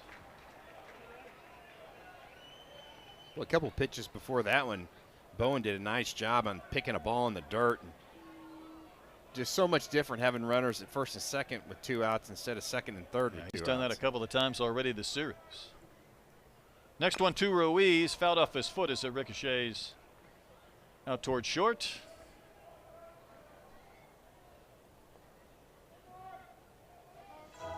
Barberry from Snellville, Georgia. A year ago had 20 games as a freshman, including 5 midweek starts at an ERA of 4.45. So this is a guy, again, who has been one of those sophomores that's taken a step forward, benefiting from the experience a season ago. And that's painted on the outside corner at 99 mph. Troy, the K ends the inning and strands a couple of Hogs. Yeah, what a great pitch. That was actually 100 on TrackMan. What a perfect spot right there. You just can't throw it any better. Ruiz says, I can't hit that ball. He's exactly right.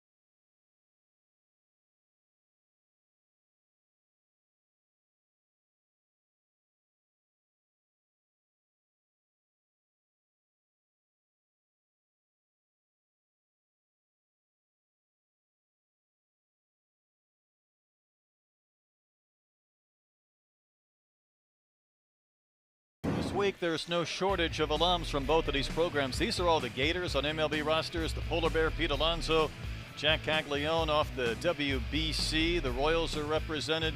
Brady Singer now a Cincinnati Red. So there's Gators everywhere on these MLB rosters, and the Razorbacks, they are not far behind, even though Heston Kjerstad is somebody who is going to start on the IL. But Ryan Stanek even got a save the other day for the Cardinals. We've got some future pros in this game, including Dietz. He's going to face Carson Bowen to lead off the 5th inning and fades one down and in. Well, Jalen Beeks signed late, but he got a job with the Rangers. Benintendi, Kjerstad, McCann, Peyton Paulette, congratulations to him. A Rule 5 pick from the White Sox, and Ryan Stanek got the save the other day for St. Louis. Boy, tell you what, there's some big-time talent, and especially on the mound for both those ball clubs. Yeah, I would agree, and that one's high again, 3-0. The Gators did a nice note in their game notes. You're talking about the MLB draft picks since 08 in SEC schools.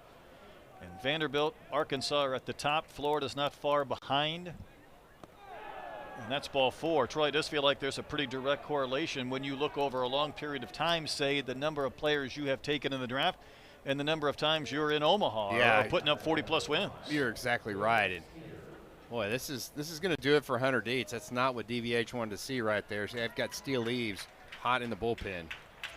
Well, the starters having a hard time getting to 5 innings in this series. We haven't seen one yet. Leadoff walk to Carson Bowen in the 5th. DVH is going to make a pitching change. Dietz will get a nice ovation for his 4+ innings, 4 walks, 4 strikeouts. Be back with the new Razorback pitcher right after this.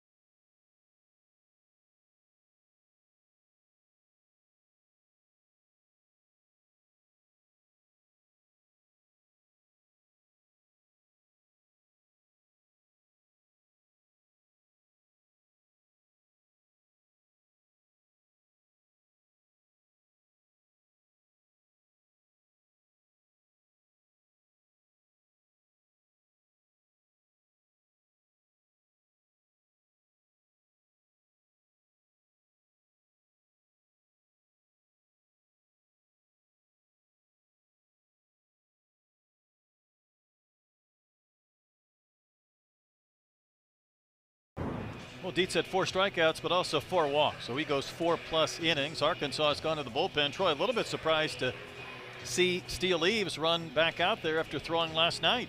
Yeah, he threw 26 pitches last night through an inning, gave up 2 hits, 1 run, 1 earned. Did have a walk and a strikeout. Faced 5 batters. Did Steele Eaves again. DVH has said a couple of times he would pitch as often as you called upon him to do so. That's being thrown into play. Some guys just have that ability to bounce back after the next day. The soreness is just at a different level. I think that Steele Eaves is one of those guys. Well, Blake Sayre, the batter, he doubled and scored in the 2nd. It looked like he had a bunt hit in the 3rd inning, but he hit the wrong base. He hit the white base rather than the green base, and he was out. It did advance the runner. SEC requires green bases only. I think the ACC, they use the orange. So that's one of those times you like to go down there mid-game and say, what happened? What was going on? But Arkansas would take it. Did we just have a balk? I think that's a balk right there by Steele Eaves. I don't think he came set. I think he just kind of rolled through that like sometimes you do on the stop signs. Okay. Well, it's spring break week. They might ticket you here. Let's see this again. He stopped, but not very long. That was. I would tell officer, listen, I kind of stopped, Yeah. just not very long.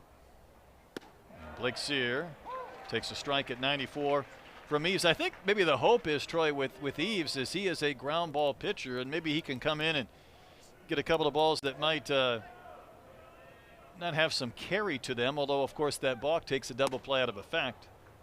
And the count 2-1. Yeah, the funny thing is, it almost looks like Eaves is overthrowing a little bit, and so the natural sink that Yeah, he he's normally throwing through has, it. he's kind of throwing through that I sink. think you're onto something.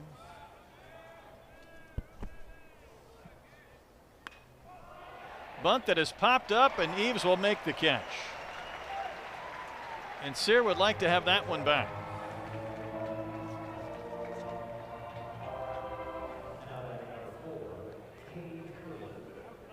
You don't see the pop up to the pitcher very often. Boy, that's one of those you'll wake up in the middle of the night 2 weeks from now, and you're like, that stinking at bat that I had against Eaves when I popped up a bunt, gave him an easy out. Still sitting with him. Curlin hits a hard one, hopper by Kojal into left center field. Bowen will turn third. The catcher is going to try to score, and he's going to make it. Arkansas took a long time to play that one back in. And the Gators have tied up the game on the Cade Curlin single. Just his second hit in the SEC all season. Well, Brett, this thing had a lot of top spin on it, and it was absolutely smoked. 101 off the bat. Got past Kojal out there, but watch Ruiz bobble this ball. He does not come up with it cleanly, and that allowed Bowen, the catcher, to score standing up. And, boy, that is a big miscue by Ruiz out there in the outfield. I don't think that Bowen scores because he was kind of going back towards second Agreed. base because he didn't know if Kojal was going to catch that ball in the air or not. Because of that, because it was the catcher running, had Ruiz been able to get there quickly and play it back in, he might have held him. Well, how big is that balk right now? Because he would probably be standing on second base instead of scoring. The Gators have gotten this back to even. Stanford's 0 for 2.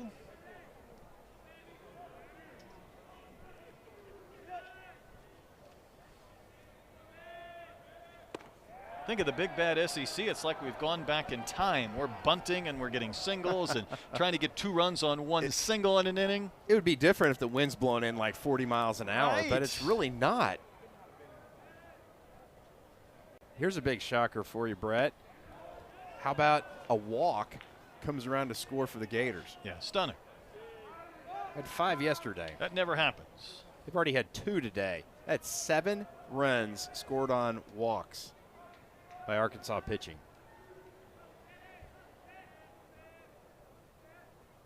Next pitch from Eaves, lifted to left and hit well. Ruiz will only watch, and this one flies into the seats beyond the bullpen. Cole Stanford got one up and out in a blink of an eye, 405 feet, and the Gators have regained the lead. And Stanford just stood at home plate and admired. He knew there was no chance that ball would stay in play. And that one jumped out of here quickly. Well, it came in at 93 and went out at 105. And watch Stanford. He's just going to admire that one just a little bit. I don't blame him. That just had a different sound off the bat. As soon as you start talking about the balks and the bunts and the singles, then all of a sudden Gators get into one with Cole Stanford. Remember, yesterday Surwick had a homer, but then Bowen had a 2-run shot for 3 of their runs, so it was either homers or free base runners. We've seen that play out here in the 5th inning. That 3-2 Arkansas lead has evaporated. And Ashton Wilson hits a screamer over towards the side fence.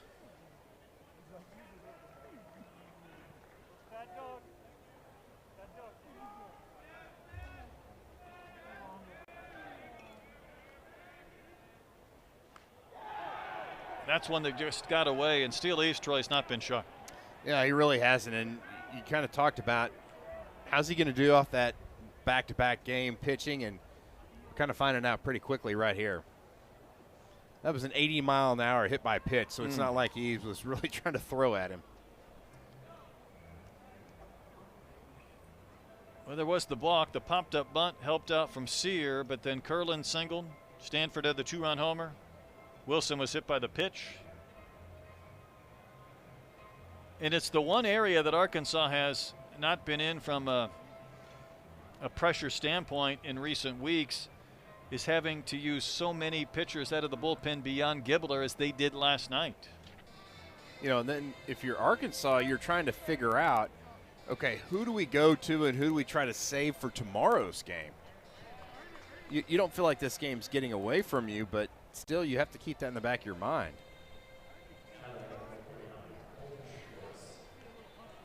Here's Colton Schwartz.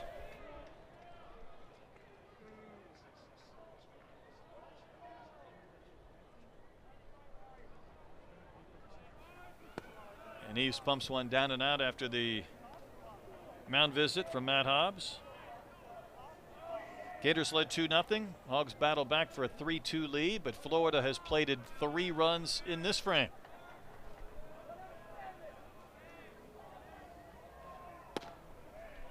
Eves pops the glove for a strike at the knees. Kind of a bluff steal over there by Wilson.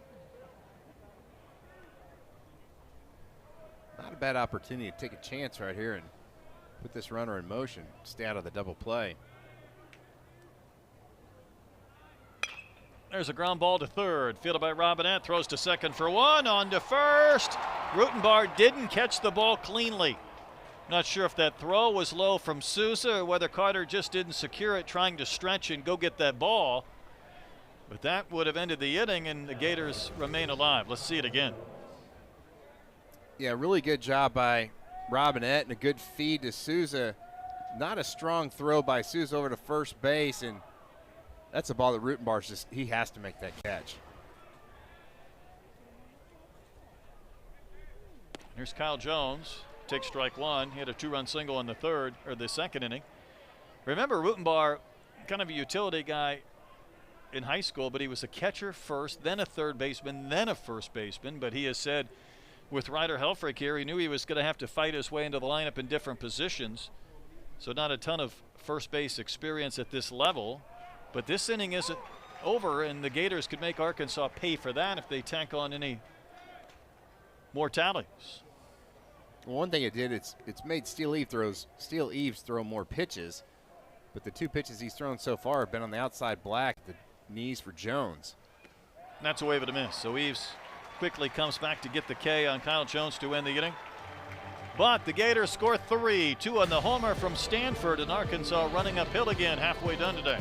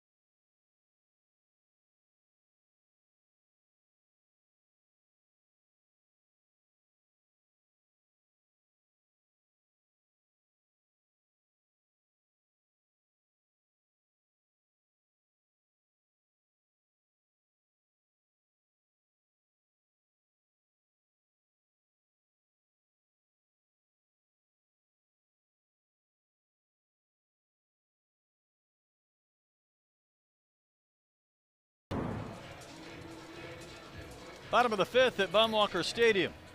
Temperature trying to climb into the 60s. It's working its way there, Troy, slowly but surely. We're about 30 degrees south of where you would like it.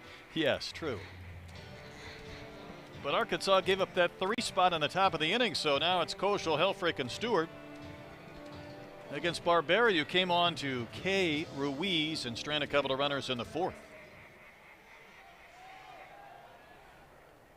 Kojal had a bunt hit in the third. He's also rolled out to first base.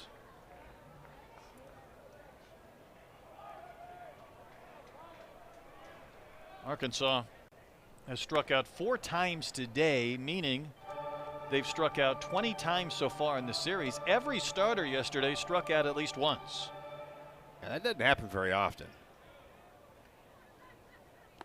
It's down, and again, you understand that some of the stuff they've seen from these Florida pitchers, high velocity, big break, been pretty impressive. There's a gigantic hole on that left-hand side. There's a chopper that'll easily be handled, and Kojal retired to begin the bottom of the fifth, and there's one out. Really good positioning right there by the Gators. And I would be shocked if college baseball, at least the SEC, is next year is a rule change year, which means every other year they can change the rules. I think they're going to go with no shift. What do you think? I think at least keep a shortstop or second baseman directly behind the bag up the middle so you don't get 3 on one side. Helfrich will roll one to short, and he's retired. A couple of ground ball outs in the fifth. You know, as much as these college players have almost served as the training ground for some minor leaguers, whenever the rules get too different between minor league baseball and college baseball, I think one needs to recalibrate, and usually it's the college game. Yeah, I agree. You know, you think about last night, though, with all the walks destroying the game and the strikeouts, that would have been a game, though, say a couple of years ago before we had the rule changes or all these offensive timeouts. That 3-hour, 12-minute game would have been about a 4-hour game last night. I completely agree. Yeah, that was a no-doubter. It's the pitch clock has really kind of picked things up. Even like these offensive timeouts have a timer on it. It just expired right there, and that's why home plate umpire Richard Riley was going over to Zach Stewart saying, okay, son, it's time for you to hit. And they just wanted to slow Barberi down a bit after 2 soft ground outs. Zach Stewart. Yeah, I think that's a really smart move, and it allows Zach Stewart not to have to take a fastball right down the middle right here. No, I completely understand that. You know, in the old days, you'd be like, well, you got to take a pitch. You got to at least let your team have an extra couple of minutes in the dugout. Zach was robbed of a hit by Wilson with a diving catch in the third inning, and that was an inning in which Arkansas scored a couple of runs. So if that play wasn't made, it would have been much more than that. Yeah, I think so. There's been some really good defensive plays, and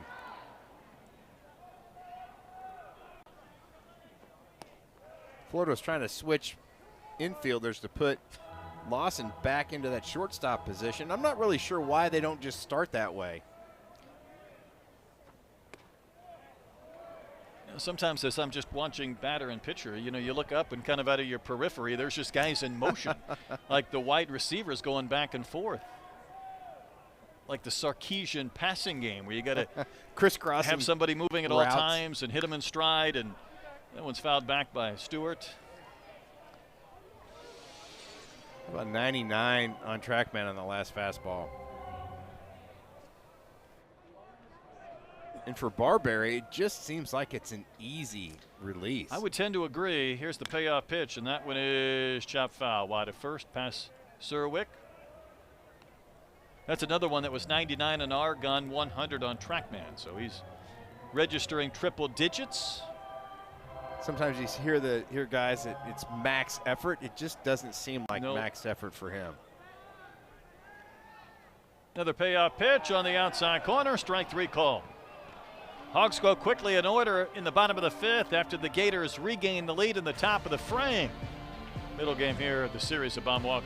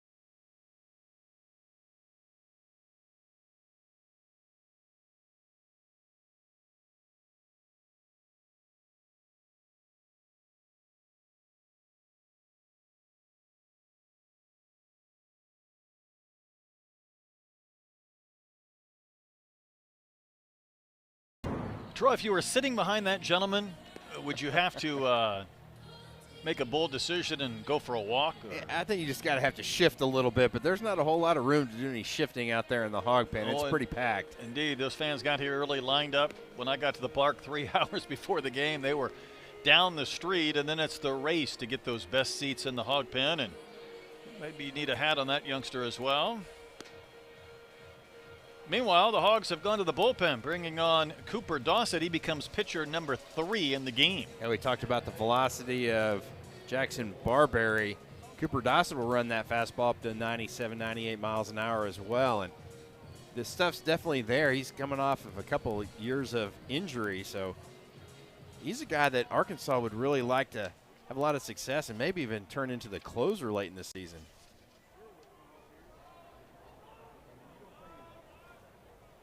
He'll wind and pitch and miss. Oh, he did get it in there for a strike to Lawson, who has walked and singled, and he struck out back in the 4th. I think almost hit Lawson in the elbow. I mean, he was really leaning out over that plate. You got a big league comp from this stance of Brendan Lawson. I've been working on it for a day, and you see a lot of left-handed hitters who are upright. You see some hitters that start with their hands high. I mean, Counsell was the guy who started with his hands extremely high, but a very different body type than Lawson. It looks like he's a grown man. Maybe way, way back in the day. Remember old Sadahara O in the Japanese league? I think you've discovered it. Kind of hands way high and hit bombs. Now, he had the big old leg kick, if I remember, yeah, that Sadahara O, but showing my age on that comment right there. Lawson skies one in the air to center. Mike Anu gliding in, twisting and turning a bit. He'll make the catch, and there's one out. You think about these two programs, Troy, and we've talked about their success. The two head coaches, Sully and DVH, pretty good friends. I think they respect each other. Obviously, they both do a great job recruiting young talent. They've both been active in the portal. There was a no-hitter last weekend in Alabama, and Rob Vaughn of Alabama said something after the game that I apply to these teams, but in a different manner. Because he talked about the kid, Faye, who threw the no-hitter and how he's gotten better. And he said in Alabama's program, they talk a lot about hope versus expectation and the difference between those two things.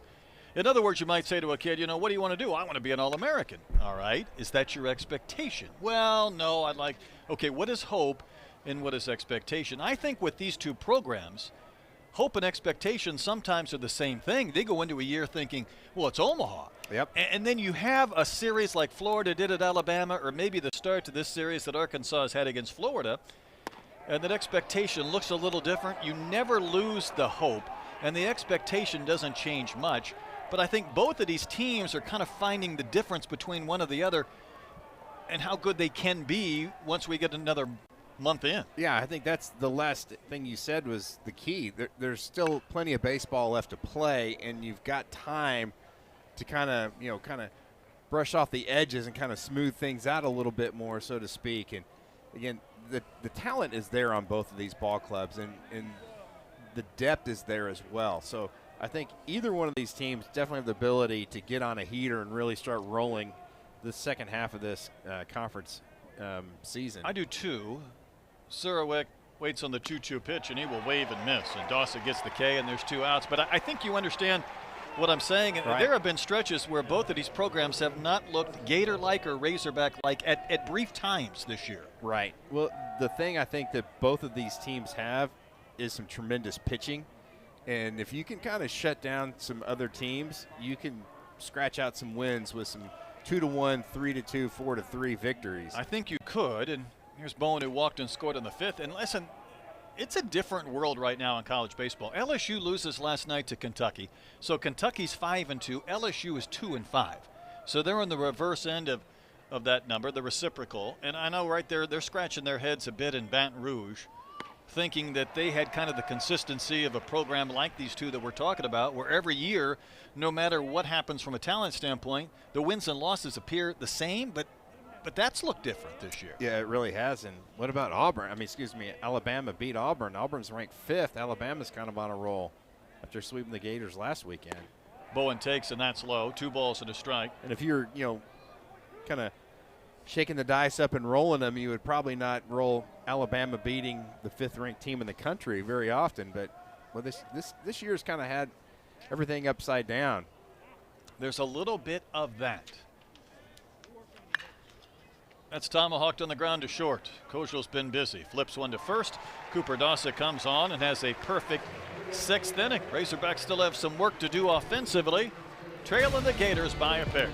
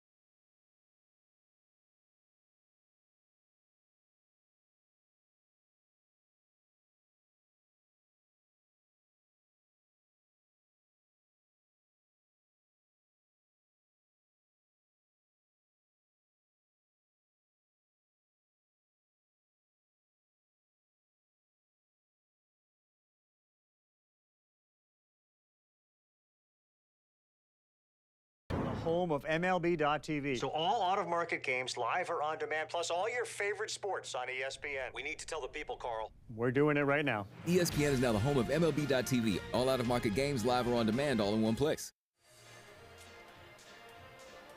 Fans doing the chicken dance, hoping for some runs for the hometown 9 as they bat the bottom of the 6th. Barbaria's come on and quieted things down after Florida regained the lead with 3 runs in the 5th inning. But Troy, he's faced 4 batters, retired 4, and struck out 2. Yeah, he's looked really good and effortless with that velocity. The slider's been tight and really kind of buckled the knees so far, these Razorback hitters. New Souza and Robinette this inning. Micah takes a strike. I mentioned his father, Stephen, came from Australia. Took him more than a day between delays and traveling and whatnot to get here. His uncles are from Pennsylvania, the Mechanicsburg area. See Micah play in this environment, but he's quickly down in the count, 0-2. He's flown out to center and lined softly to first here this afternoon. Had a multi-hit game yesterday when Arkansas didn't have enough of those. Boy, how about 3 just really sharp, nasty sliders by Barbary? You know, Troy, he threw 3 innings midweek against Florida State and gave up just 1 hit and struck out 6. So, and that is fouled into the glove of Bowen for strike 3. So I don't know if he might be a candidate to go 3 innings or whether that might be a lot considering what he did against the Seminoles. Boy, that is so sharp. 2,700 plus spin on that pitch. I think Arkansas's left-handers are going to have to try to take advantage of getting that tight slider coming in toward them instead of diving down and away. Nolan Souza singled and scored. Takes ball 1 from Barbary. It almost looked like more like a curveball.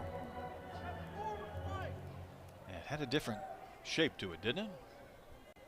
Yeah, a little more round, a little more loop on it. There's another one right there. Came back with it, 83. I think the tight slider was 86, 87. It's pumping strikes regardless.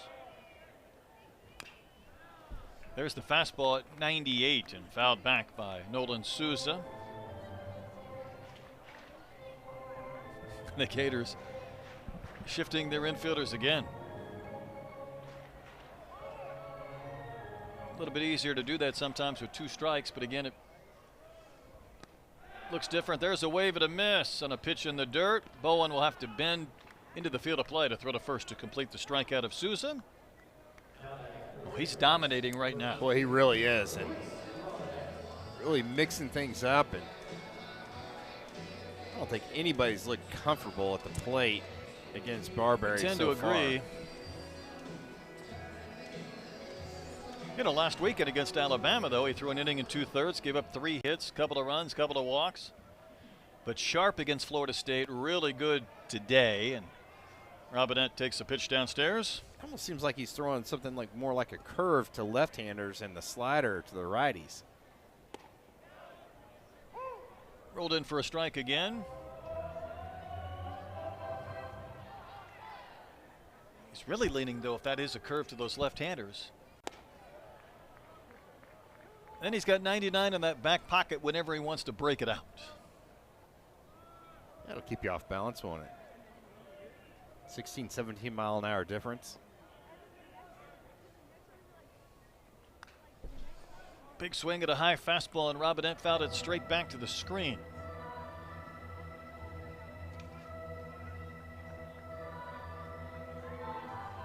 Arkansas began this weekend 10th in the SEC in batting average, tied for 6th in home runs. That's hard hit. Diving stop by Surowick. He will flip to Barberry covering in time for the outs. It looked like maybe Reese might roll one between those 3 infielders. Instead, it's another out, another 1-2-3 inning.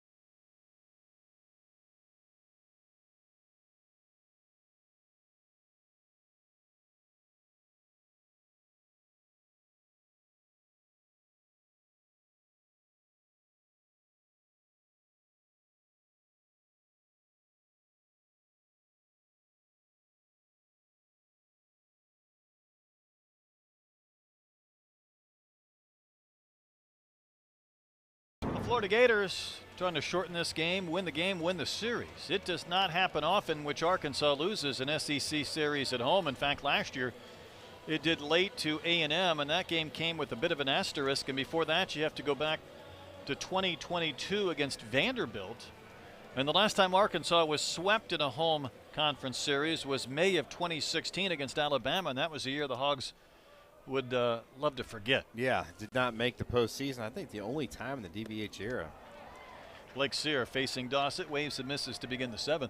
And speaking of that A&M series last year, you know, Arkansas again only lost 4 games all season, so to lose 2 to A&M was a bit out of the ordinary. But that was a Thursday, Friday, Saturday series. And not making excuses, but explanation. Arkansas was on the road. They come home. They play Thursday, Friday, Saturday because of weather that was coming in that never came in. Imagine that. They ended up playing 2 games on Friday. The series was over by Friday night. Yeah, that's really tough, and it's so hard to win both games of a doubleheader. I don't care who you're playing, or it's just really hard to try to bounce back after winning the first game. And Jace Laviolette kept hitting balls off the scoreboard too.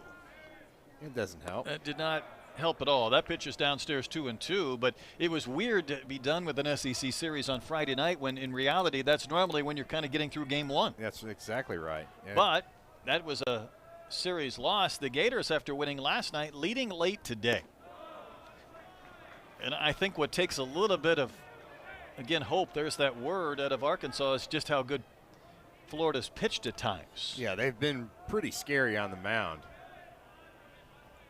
One thing is for sure, I know the Razorbacks don't want to see the Gators out of this lead. Here's a payoff pitch, and that's down. That is ball 4. And the Gators have a freebie to begin the top of the 7th inning. We've talked about how many free base runners have come around to score a pair in this game for the Gators. 5 yesterday.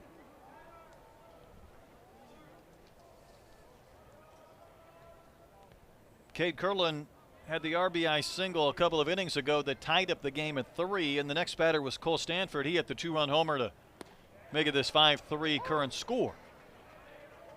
I think that was a gift right there to Cooper Dossett.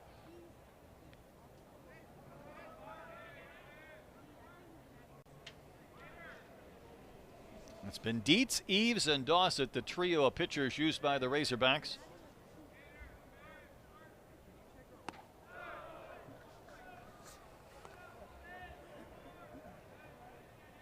Does it seem like that with Yes. the Dossett, yeah, whatever I say is whatever you were going to agree. say yes. That his motion is he's trying to speed it up to get to the plate quicker, and it just seems like that the delivery's rushed.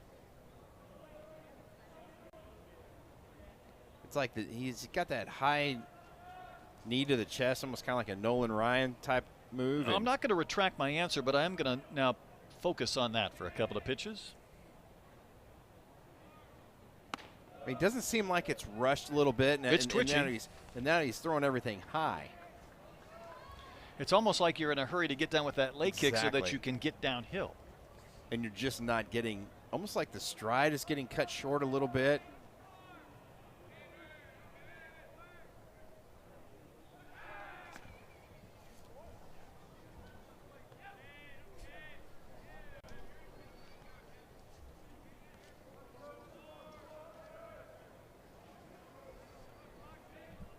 Dossett did not pitch last week against South Carolina.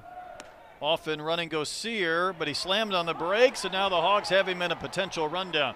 Rutenbar to Souza. Did he apply the tag? He did. Our base umpire was trucked by Rutenbar, which complicated matters just a bit for James Millsap. Did he just slam on the brakes because he didn't have the jump he wanted? I think so. I'm a little shocked on that. It was a high breaking ball, and it really heads that play by Helfrich. And I like how Rutenbar gave up the baseball. You always want to run the player back to the base they came from. You don't want to ever try to run them toward the next base. So one gone, and the pitch to Curlin misses in. That looms a little bit larger now, and what is the second walk of the inning? That has kind of been the Achilles heel for Cooper Dossett so far this season. Is the stuff's been spectacular, but the command has just not been there. So Troy, since March 14th, he's pitched once. He threw 1 inning against Northern Colorado. Didn't pitch against South Carolina midweek. He cruised through the 6th with a perfect frame, but a couple of walks in the 7th. Arkansas lucky to have it out. DVH is going to the bullpen and bringing on his 4th pitcher of the game. We'll step aside. Gators still up by 2.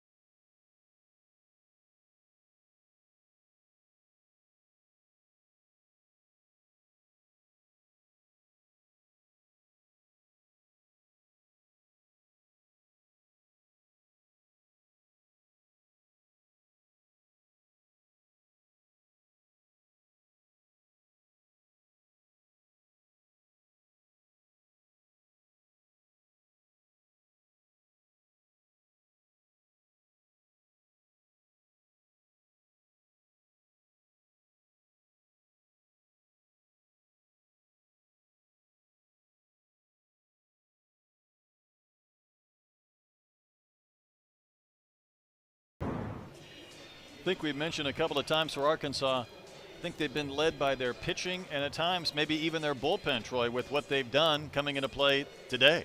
Yeah, some really good numbers right there out of the Arkansas bullpen. And again, that just kind of speaks for itself. And well, they need the bullpen to shut down the Gators if they want to try to win this one, down 2. So Jackson Kircher becomes pitcher number 4. Yeah, another big arm for Arkansas, a Little Rock native. He's going to sit mid-90s with that fastball. It's kind of a much slower rolling breaking ball. He pitched against South Carolina this past weekend, a third of an inning, 3 runs and a walk. Had 3 scoreless prior to that against Northern Colorado. Going to get Stanford to hit the long home run that is the difference in this game in his last at bat in the 5th. But Curlin over at first base has got that leaning back toward first base lead, very safe. Definitely doesn't look like he's going to be going anywhere.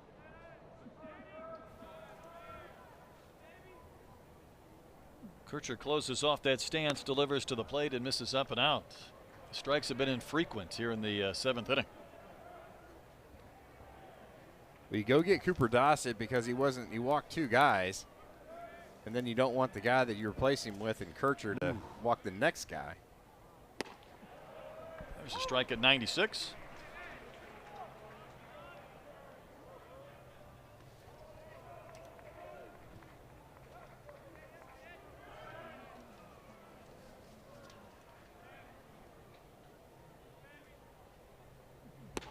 Kircher gets the wave and a miss at another high, hard fastball.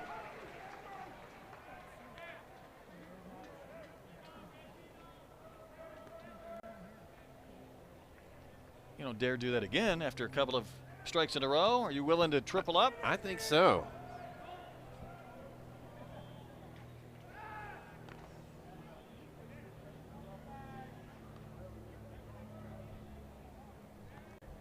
Gators have hit the Razorbacks 7-5, outscored them 5-3. Florida's left 8, so they've had a few more chances to do some damage.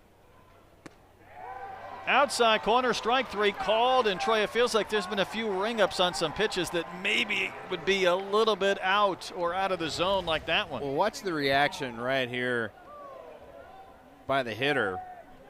Cole Stanford definitely did not like that pitch. He took that one, and then all of a sudden it's like, what? Oh, come on. He could just kind of read the body language. Well, Kircher will take it. Ashton Wilson next in.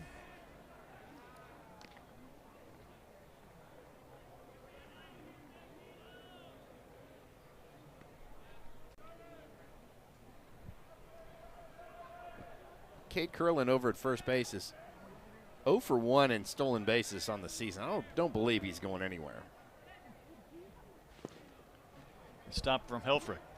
Remember, Wilson didn't start the game. Strayer did. He was hit by a pitch on his wrist or his hand in the 2nd. And then Wilson was hit by a pitch in the 5th.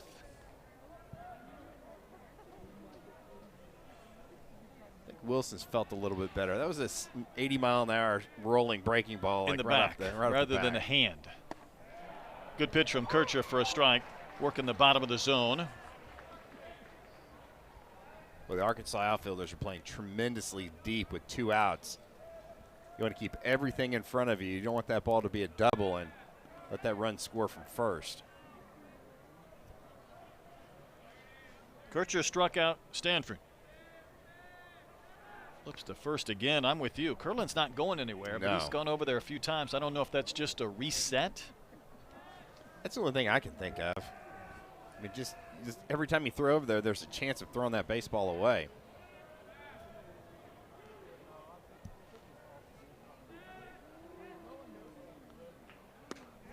Would you have a hard time picking up the baseball from Kircher, considering it's almost like he's staring right at Robinette, the way he closes off that stance? I'm trying to watch him from directly behind home plate. Feels like it takes me a while to see the ball come out of his glove or out of his hand. Yeah, it's almost like a right-handed Cole Gibbler. Really does a good job of hiding that baseball, but you're right, and he's a big-bodied guy, too. You don't even see the glove right now if you're Wilson. And then when you can pump that type of velo, it does feel like when you're trying to find the ball and he throws that fastball, you're playing catch-up. Yeah, the arm is what you don't pick up because it's hidden behind his body.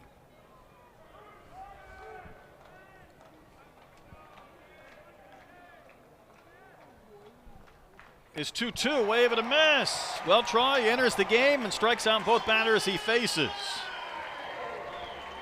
Really nice job by Jackson Kircher. That's what you want to have happen. Go in there, pump some strikes, and set some guys down.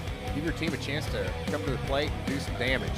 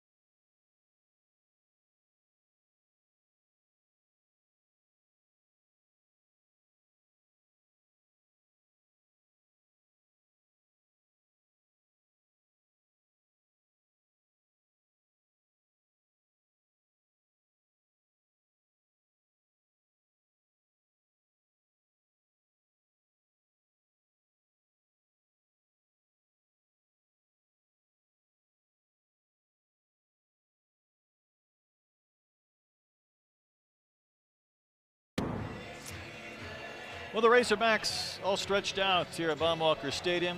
Arkansas trailing by 2. Jackson Barbieri has been electric, I would say, Troy. Boy, he really has, and he's somebody that you can almost pick him up right now the way he's throwing today and throw him in the show. Kahio Aloy takes strike 1. Don't you hope when this guy faces you that first pitch just misses to give you a little bit of a settling in period? Well, then he snaps off a 86-mile-an-hour slider, and if you're Kahio Aloy, you're thinking, well, that's not fair. I'm sitting on 100.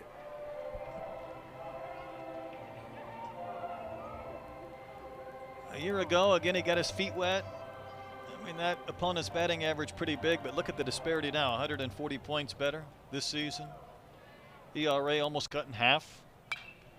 Kahia with a mile-high pop-up. This is a big frame, though, for Arkansas. It's Aloy, Rutenbar, and Ruiz. As much as we've talked about the bottom of the lineup, Aloy and Rutenbar are better than 8 and 9 hitters, but this is the time you'd like to see them put a little pressure on Barbieri. Yeah, I think that last pitch was the one that Aloy, if he had that one back, felt like he should have hit. I would agree. He's probably going to get a nasty slider down and away right here. Laid off that one. No swing from Aloy. Kahio single to right back in the 4th. 1 of 5 hits today for the Razorbacks, and keep in mind yesterday they had 5 hits. That's it. That's strike 3. Another K from Barbieri. Boy, 5 strikeouts. Just took a little something off that slider. A little more loopy. Yeah, we've seen it up to 87. That was 84. Well, that's really tough because you just don't think that that's going to drop down in the zone. Rutenbar's walked twice, but he has not faced Barbieri. He's the only hitter in this lineup that has not had the pleasure yet.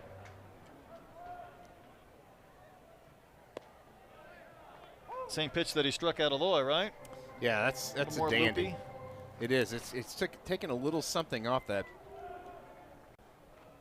slur, and he is just pounding the zone with He's that wearing breaking it out. ball. That's 27 strikes and 13 balls. 5 strikeouts, no walks.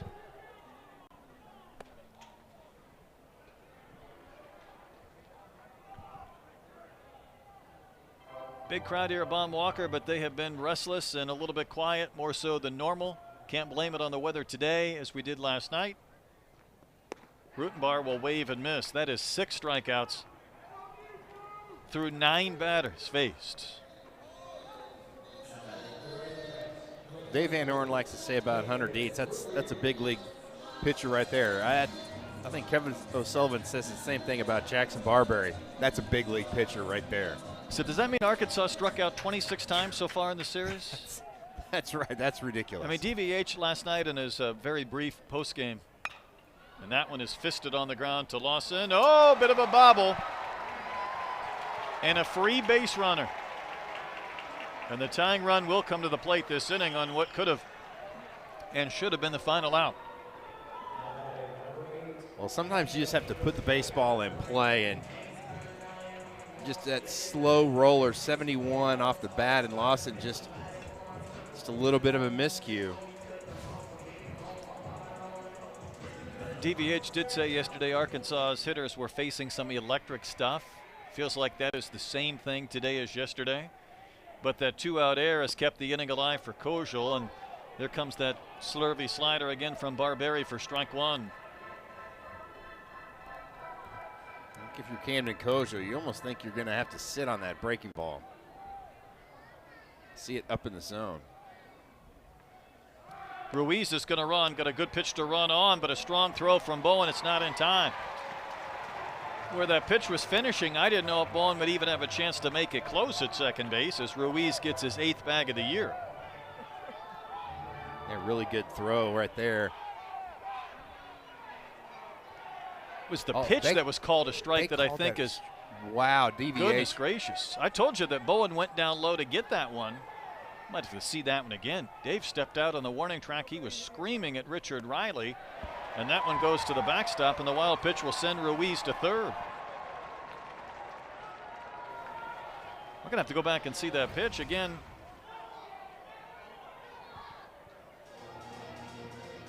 Well, it wasn't that far out of the zone. Wasn't as bad as what originally thought it might have been. I think Bowen jumping up maybe kind of influenced the. Yeah, it made it look like it was lower than what it was. It's 1-2 to Kojal. Did he offer? He did. That's strike 3. 7 strikeouts for Barberry in 3 1/3 innings. Gators have been leaning on this right-handed reliever to maintain a 2-run lead.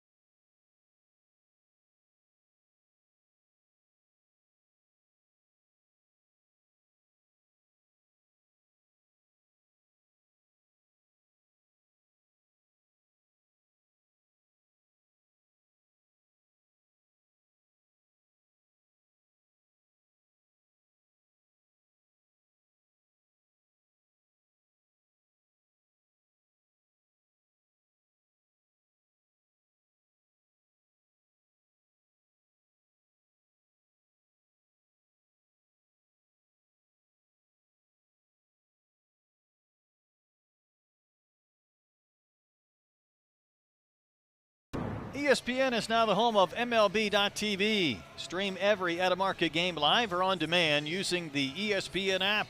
Blackout and other restrictions apply. For more information, go to ESPN.com/MLB.tv. To the 8th inning we go. Gators trying to win the game and win the series. Yeah, that's big for the Gators, and boy, Jackson Kirchner's just cannot give up any runs right here. You feel like that even 2 runs is a mountain to climb with the way the Gators are pitching this baseball. It's 9-1-2. Schwartz, Jones, and Lawson in this 8th inning.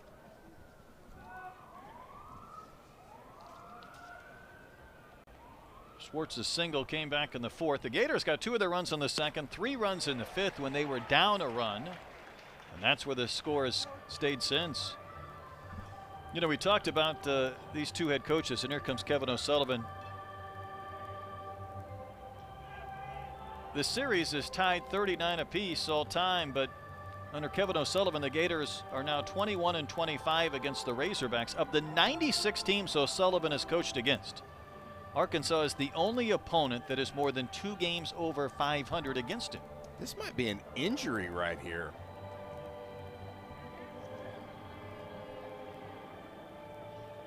So Schwartz is going down into the dugout. And this is the 2nd time in the game a Gator is. Yeah, I think they pointed walked to off his the field. back. Man, you just hate that for the Gators.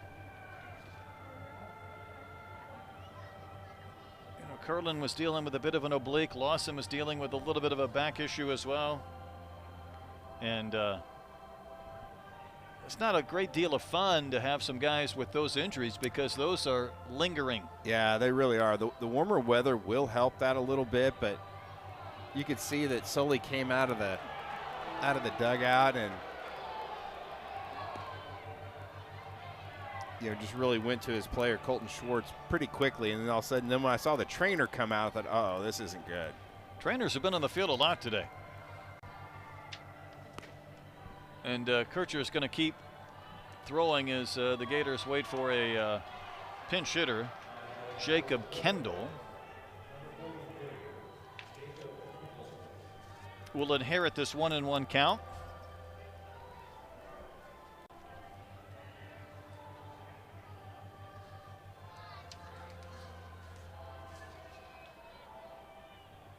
Kendall's had 48 at-bats this year, so he's had quite a few. 188 average, couple of home runs. Loops one out to right and gets a base hit.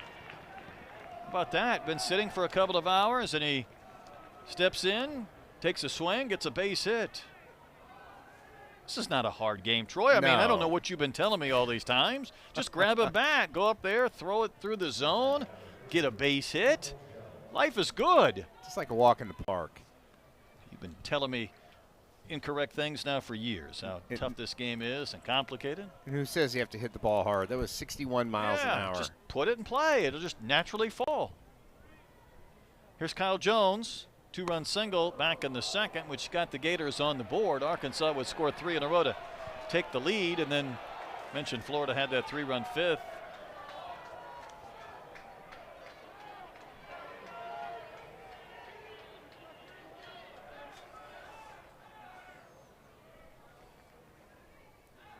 Kircher ready in the pitch. Not close. 2-0. Yeah, Kircher. you just feel like this is the inning You do. that's going to kind of give Arkansas a chance to come back, or it's just the wheels are going to fall off the bus. Because remember last night, Helfrich homered in the 8th inning, and then the Gators came out, pushed across 3 runs in the 9th, and they did so on 3 singles.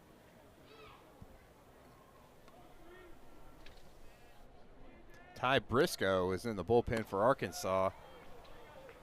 And with a 3-0 count, you might see him sooner than later. Especially with Lawson coming up after Jones. We saw Briscoe look good in a quick inning on Tuesday. DeCramer is also throwing. 3-0 the count. And that's ball 4. So a single and a walk, and here come the Gators again. And DVH looks exasperated in the dugout. He turned to his staff, and I'm guessing it went something like this. Do we have somebody who can throw a strike? Here he comes. Arkansas about to bring on their 5th pitcher of the game. Gators have a great chance here in the 8th inning to look for some insurance. Kircher was really good at inheriting some base runners in the 7th, starting a clean inning, giving up a single and a walk. We'll step aside and come back with the new Arkansas pitcher after this.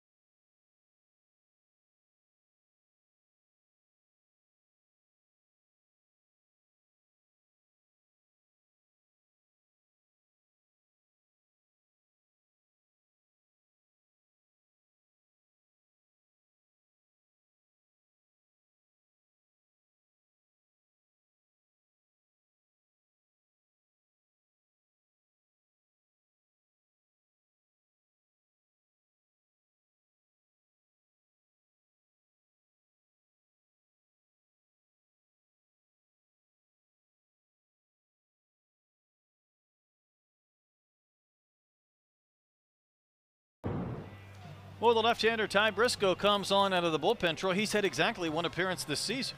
Yeah, and then you walk up on top of the mound and you look down and you're saying, oh, okay, now I get to face one of the best hitters in the SEC and Brendan Lawson. That's not fun.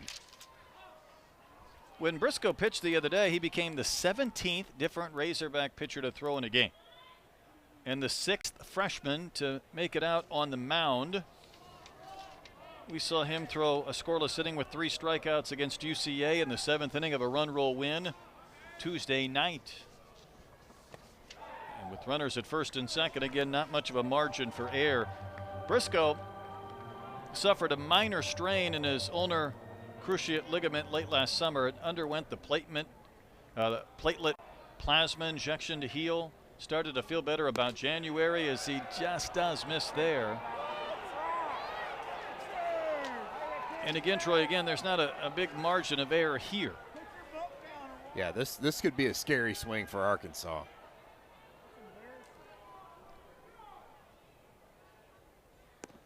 That's down 3-0. Briscoe was warmed up, ready to pitch in the 9th inning of a win against Northern Colorado before Arkansas ended the game with a run rule and a 4-run 8th. And he said, I feel like God has a plan for everything, and that wasn't my moment to go in. I've been praying religiously about it and asking him to take me down his path, not mine. He said, felt like finally it was his chance to go. Well, it's go time here against Lawson with a couple of runners on base.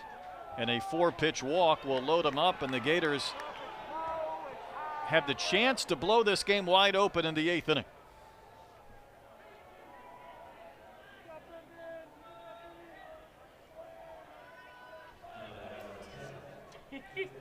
That's going to do it.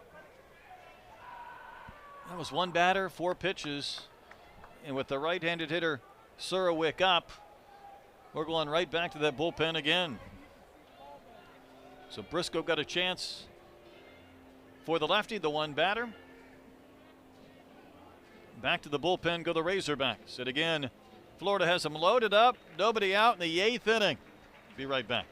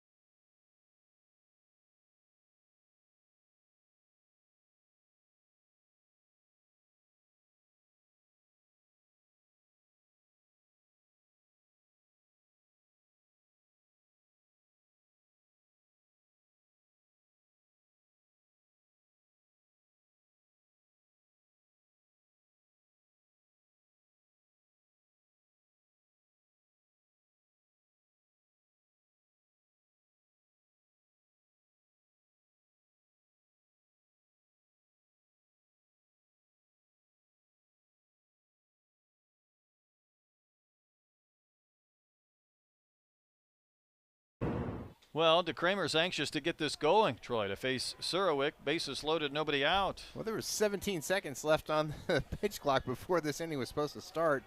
DeKramer says, I'm ready. All right. Surowick says, I'm ready too. Let's go. Ground ball to short. Can Arkansas get two? There's one on to first. Double play, but a run will score. So the Gators add to the lead. And DeKramer, he was anxious to get the 2-for-1. Yeah, I think that's the play that Arkansas has. You can get out of this inning with bases loaded, no outs, and just give up one run. That is a victory. This ball is hit right on the screws. How about 107? And Arkansas had all day long to make this turn. And almost too much time. yeah, you see that Rutenbar barely was able to make that catch. Bowen will suck one to left center field. Ruiz on the run. He will not get there. Bowen puts one in the gap. It'll chase home another Gator run. They've kicked the extra point at 7-3. And just as they did last night, Troy, finding some late inning separation. Boy, a couple hard hit balls by the Gators. Surowick with the double play ground ball, but did get the run scored. But that ball was smoked by Carson Bowen. And talk about somebody swinging a bat well this weekend. That's Carson Bowen. Agreed. Longtime TCU Horned Frog. Blake Sear, just another base hit, could jump this lead up again. And Arkansas at 5 hits, again what they had last night. So the hits have been infrequent, the strikeouts have been high, and the Gators keep tacking on.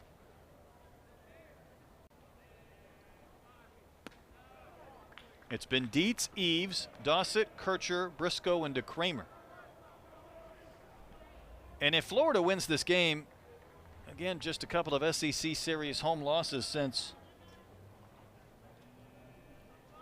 Was it 2021. Mm-hmm. But Troy, the one thing the Hogs will be in as far as the scenario for tomorrow, they haven't been in a long time, is they will have gone through a ton of pitchers in these two games. Well, they've got a lot of depth, so they can definitely navigate that if need be. Lifted in the air to right center field. Stewart got a break on it. He is there waiting to make the catch, and that will end the inning. But Gators get a couple of runs to add to the lead. Arkansas down to its final 6 outs, trailing by 4 runs.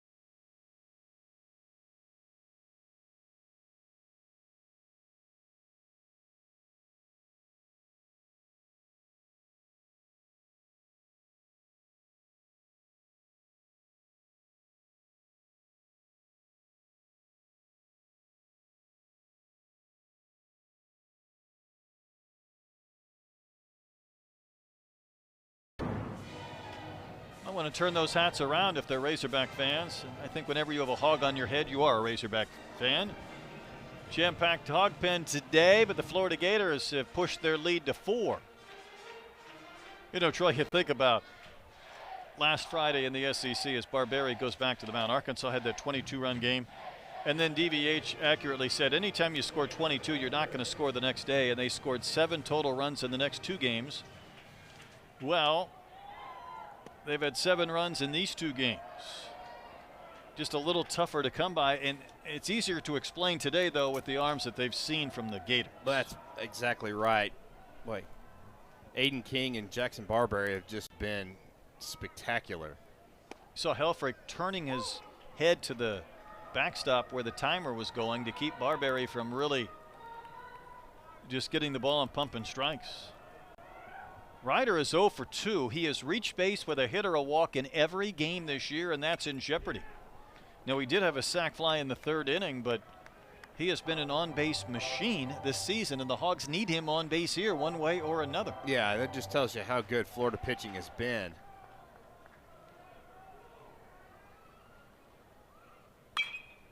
A chopper up the middle. Lawson will glove it. His flip to first will pull Surowick off the base. That was an easy one because that foot wasn't anywhere close to the base. Lawson made an error in the 7th to give Arkansas a little bit of hope, and unable to complete this play here. The question is, are they going to call that an error? I would almost have Florida's to think challenging the call at first base. So Florida's going to say the same thing. Did Ryder Helfrich hit the white base? It looks like he hit almost both bases. Well, the foot's clearly off the base, but I think, Troy, your point's a good one. At least from that angle, we need to see if Ryder hit both the white and the green or whether he hit the white base.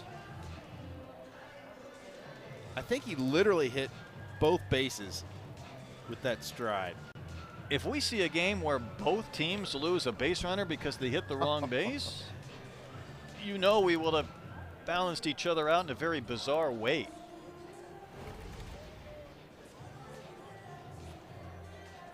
I think you got enough green, don't you? Yeah, I think so. After replay, the call in the field of safe is upheld. Still has one challenge left. Listen, Ryder was the one who pointed that out last time. That'll be an error, of course, but had he then made the same mistake, that would have compounded. I think even an error still keeps that Nope, reaching base. it doesn't? does not. Oh, okay. Zach Stewart is 0 for 3. But for the Hogs' cause, again, they need base runners, so they'll take it.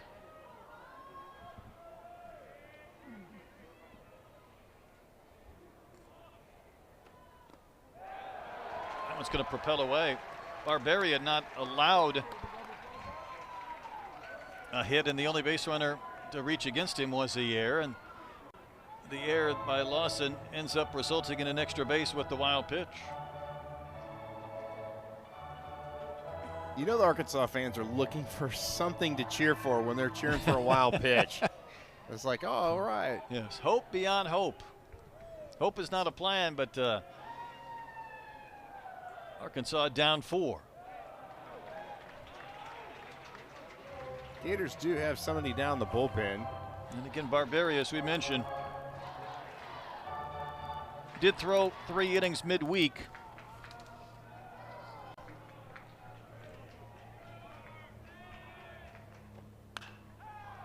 Popped up from Stewart. Schwartz shading his eyes. Oh, goodness. You could almost see it coming. I'm not sure if Lawson had the better angle with the ball kind of coming towards him, but it drops. Well, I think that's one thing that sometimes you see players do is call that ball too early.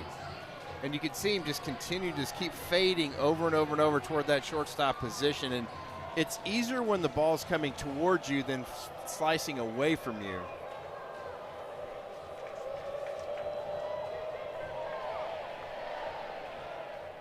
You know, Arkansas hasn't had many hits, and one of those was a 61-mile-an-hour dribbler off the bat of Souza against the shift.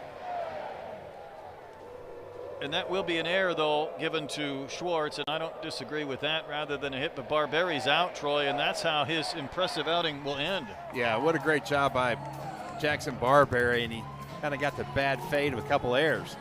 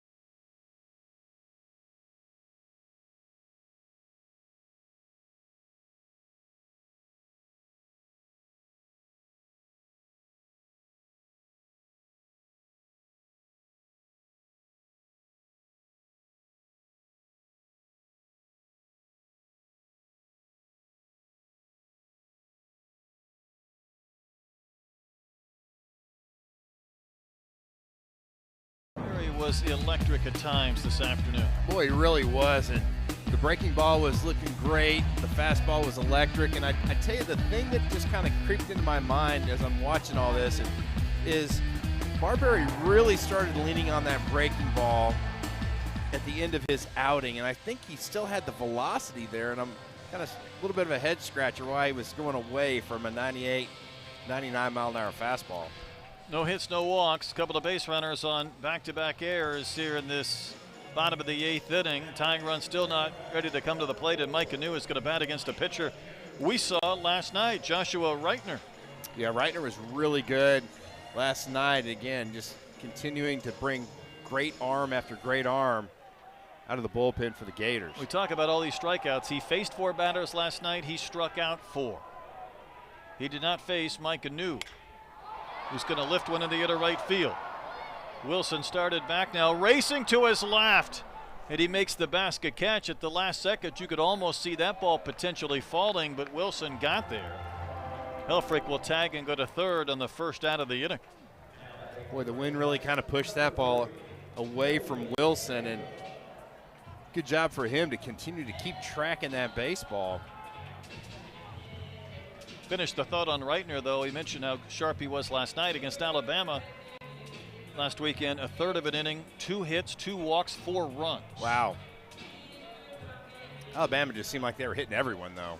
Yeah, it was not a weekend to remember for the Gators. This trending towards much more so in Fayetteville. As Nolan Souza watches one kick away. Arkansas has done more damage scoring runs on wild pitches than any team in the country in the last month. That's the second today. Boy, that thing really kicked away from Bowen a long way. He's actually rolled into the Arkansas dugout. It almost got Nate Thompson. He was standing on the warning track, and Nate starts running away from this baseball and going down the stairs. You'll see it here. Well, he came out to wave the runner home, and then he's like, wait a second, I got to get out of the way. That thing's coming at me.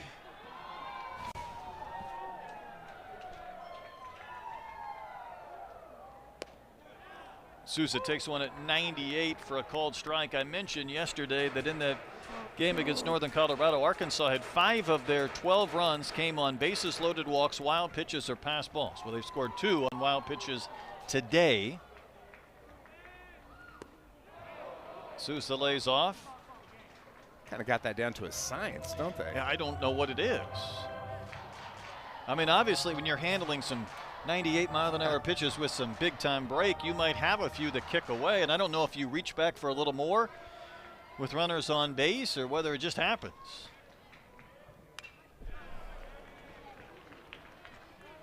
You almost kind of jokingly think it's an Arkansas weapon at this point. But another 98-mile-an-hour fastball by Reitner. Everything is hard from this guy. 1 out in the inning.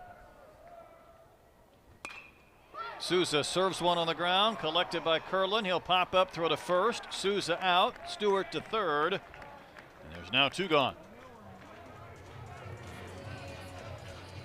Well, I tell you what, Curlin's done a nice job. He really gets that glove down on that ground and doesn't let that thing scoot underneath his web.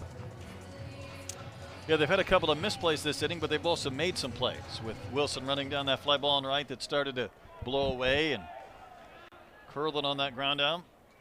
There's Reese Robinette. He singled in a run earlier today. You 1 just for feel 3. like, yeah, you just feel like Arkansas really needs to plate this run in any way possible, even a wild pitch. Yeah, I would agree. 7-5 in the bottom of the 9th would not be a comfortable feeling, but it would sound a lot better than 7-4.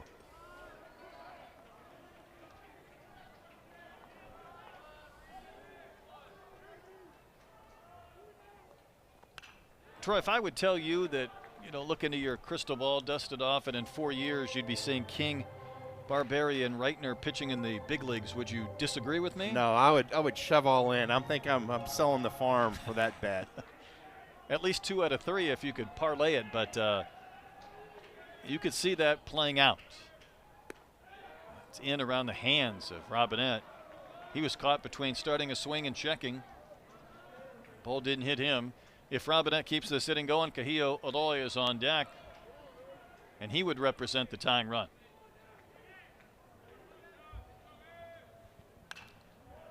found backing out of play again.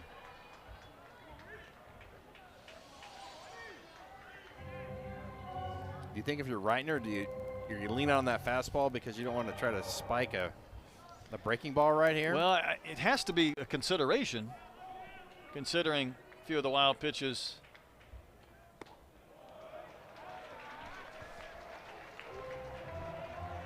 Yeah, that was a breaking ball at 91.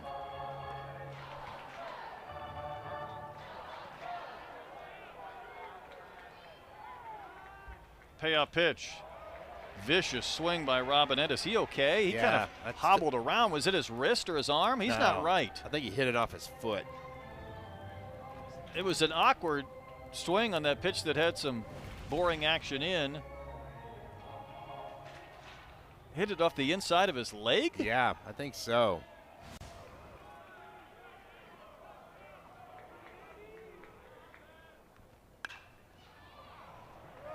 Lifted in the air to left. This ball will find the seats.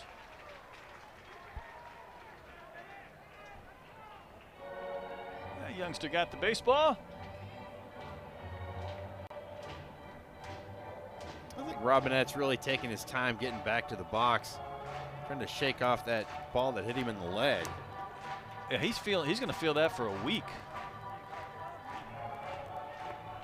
Most of the time you see guys hit a foul ball, they'll trot back to home plate. He just strolled back there.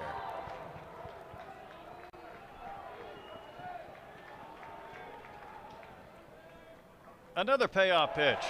Ball 4, and the tying run will come to the plate in the presence of Kahia Waloy.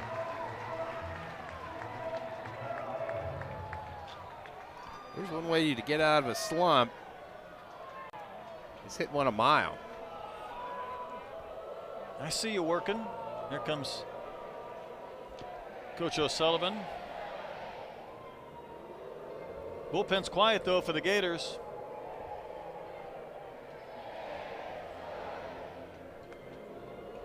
So if you're Sully right here, I think this conversation is how do we attack Kahia Waloy? I'm thinking breaking balls away. You know, we touched on it earlier. Kahia is hit so much better against right-handed pitchers than he has lefties. And he has the power, there's no doubt, with one mighty swing to tie up this game.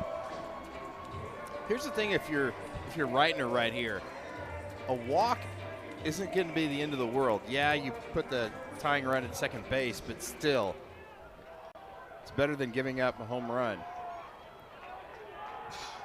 Bottom of the 8th, 7-4 Gators. And that's down for a ball. Rutenbar on deck if Aloy continues to keep this bottom of the 8th going.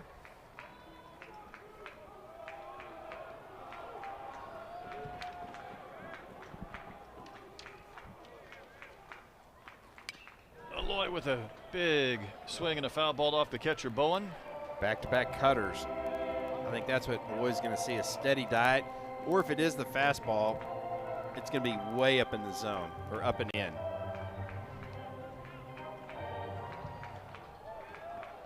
Stewart at third, Robinette at first. Is that a swing? It is. Gators have made a couple of errors this inning. They're a strike away from maintaining a 3-run lead to the 9th.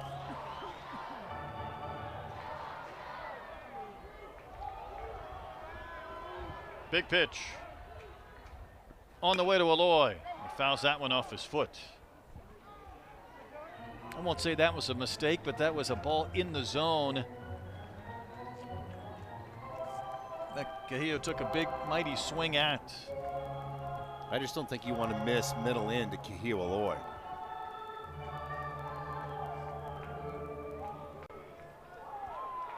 Feels like when Kahia hits a homer off the scoreboard sometime soon, that's when you know he's back and locked in. The 1-2 is a big chopper. Schwartz will jump up, has to hurry the throw to first. Surowick able to scoop it to end the inning. That was a nice play. Arkansas gets a run, but they strand a couple of base runners, and on to the 9th we go.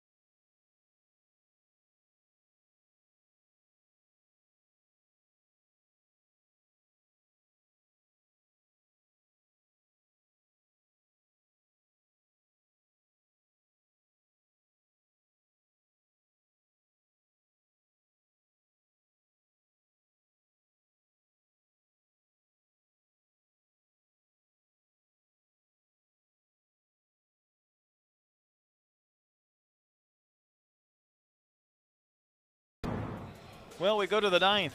Parker Coyle becomes pitcher number 7 used by the Razorbacks today. Yeah, I was kind of surprised that Arkansas hadn't gone to Coyle up to this point, but a guy that just has a really good ability to fill up the strike zone, has that kind of sweeping breaking ball, not overpowering. He'll throw in the upper 80s to around 90, 91 with the fastball.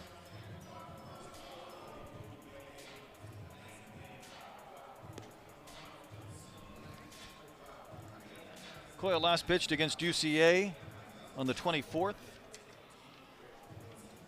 What was unusual about that game, though, Troy, Arkansas won it 15-2. Remember, though, they were down 2-0 and looked lifeless, and 10 of those runs came late, so Parker went 3 frames in that game, which I think that was unusual, too. Yeah, it really stretched him out a little bit, and definitely has that ability to do that, but, well, you talk about that UCA game, it just really slow start and had a quick turnaround. When you score 10 runs in an inning, that can kind of change the complexion of a ball game. Cade Curlin is going to bat. Take strike 1. Curlin scored a couple of runs today, knocked in a run. Remember, he started today 1 for 15 in the SEC this season. That's a 67 batting average, so he's putting a few numbers in some different columns here this afternoon. This was the Gators team that really struggled to score runs against South Carolina, but found a way to sweep that series. Strike 3 called, and Curlin down quickly in the 9th. They were swept last weekend in Tuscaloosa, and they're trying to take this series today, as you see Coyle just clipped that outside corner, apparently. Well, Parker Coyle does what he normally does, is just come in there and fill up the strike zone, 3 straight pitches. He does not waste a lot of time when it comes to working in the zone. Stanford's homer in the 5th inning put the Gators ahead. A chopper to third. Robinette looked pretty good at third base today. He's been tested on a few plays. Played third in high school, but primarily a first baseman here. Big country over there flashing some leather. Big country covering a lot of ground, a lot of real estate. And that ball, he whipped that ball over to first base to Rutenbar, and I don't think Stanford was halfway down the line. 2 gone, and this is Ashton Wilson. Didn't start, but he's been in there for 3 plate appearances already. This would be his 4th.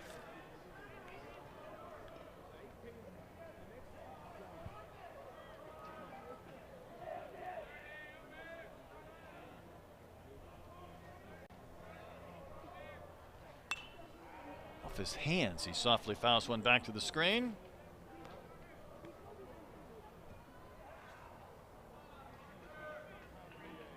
How about Parker Coyle? 6 pitches, 6 strikes. No, excuse me, he did throw 1 ball, didn't he? Just 1. Caught me off guard. You got to be on immaculate inning watch when he steps in there. Although that one is lined out to left, and Wilson will get the base hit. 2-out single. Keeps the 9th inning alive for the Gators in anticipation of hoping to add some insurance. Remember, they got 2 big runs in the 8th. Tell you what, if you're Parker Coyle in Arkansas, you do not want to roll this lineup over for the Gators.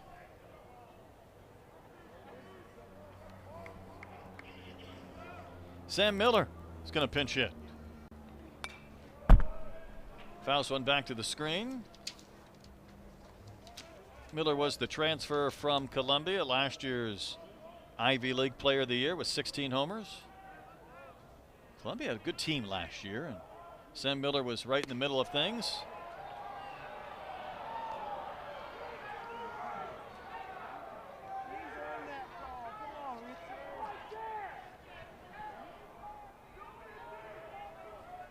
Coyle trying to finish off this inning and send it to the bottom of the 9th inning. Fouled right back to the netting.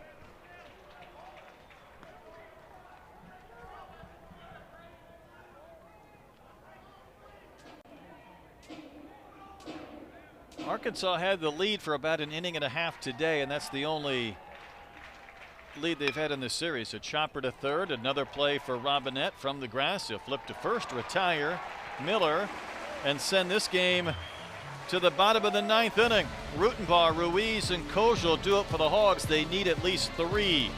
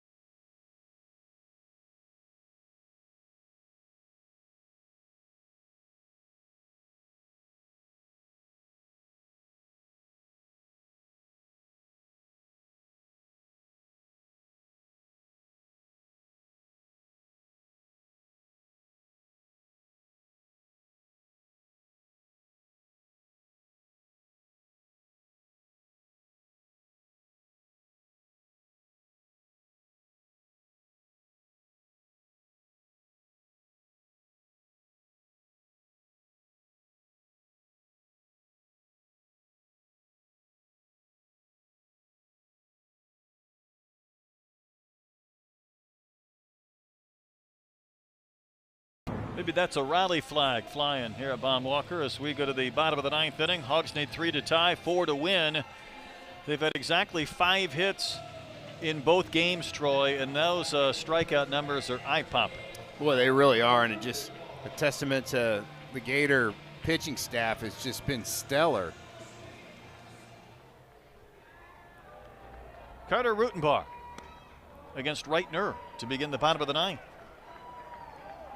Now you're definitely probably going to see Rutenbar after that first pitch ball take till he gets a strike. It didn't take long. It did not. Looks like Christian Turner's on deck. And that's Ruiz's spot, but a left-handed batter. Upstairs to the Razorback first baseman, 2-1.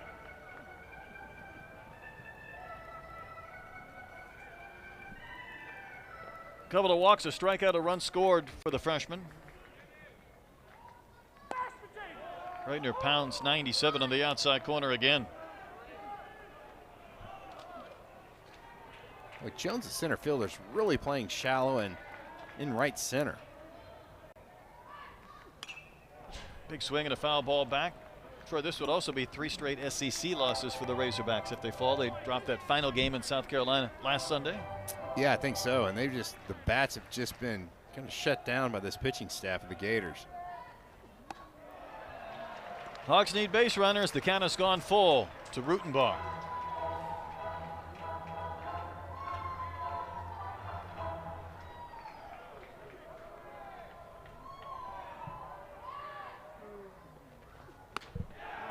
Wave and a miss, 1 gone, 9th inning.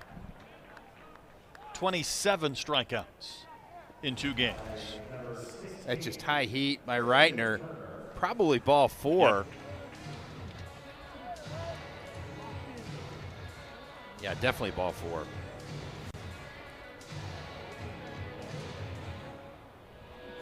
What's interesting is that Turner hit for Ruiz in the 9th inning yesterday against Reitner and went down on strikes. He'll do so again in the 9th inning this afternoon.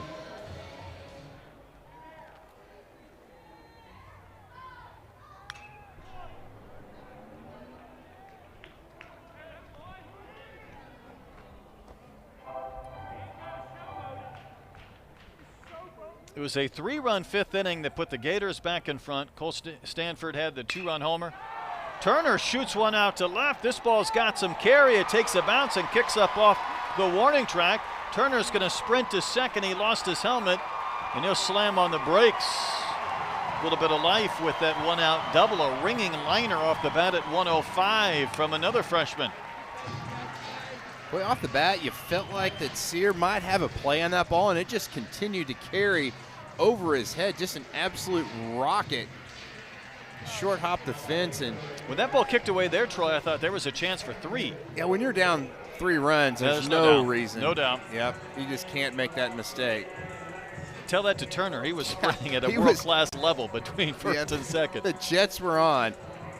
I think that was Bobby Wernis with a giant stop sign over there in the third base coaching box. Kojal has collected 1 bunt hit and 4 at-bats. Now you go back to that sequence where Rutenbar chased one out of the zone on the 3-2 pitch. Yeah, that's huge because he probably, well, I don't know if he scores right there, but at least you have runners at second and third. Nobody out, tying run at the plate. Ooh. I think this is a really good move by Bowen, the catcher. He might have been told by the dugout to go out and have a conversation. Either way, I think just to slow the heartbeat down of Reitner. And the Gators have both a lefty and a righty throwing in their bullpen quickly. So if there is a need to bring somebody on for a Helfrich or a Stewart or a New.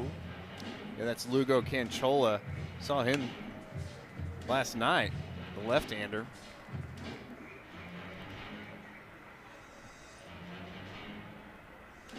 Gators again trying to go to 6-0 against top 25 teams this year. This has been a big week considering they went and took care of business against Florida State Tuesday. Yeah, that is huge. Kojal strokes one to center, but right to Jones. 2 outs, and Arkansas down to its final out in this game.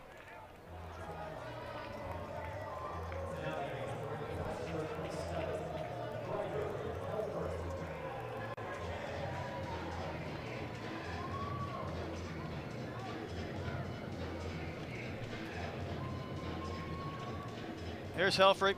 Reached on an air, scored a run in the 8th. Had a sac fly in the 3rd. Checks a swing and fouls one back and out of play. Yeah, it just feels a little bit different if Rutenbar could have laid off that high fastball, at least have Arkansas have the opportunity to try to tie the game with one swing. Now the Razorbacks down to their final strike or out in the 9th inning.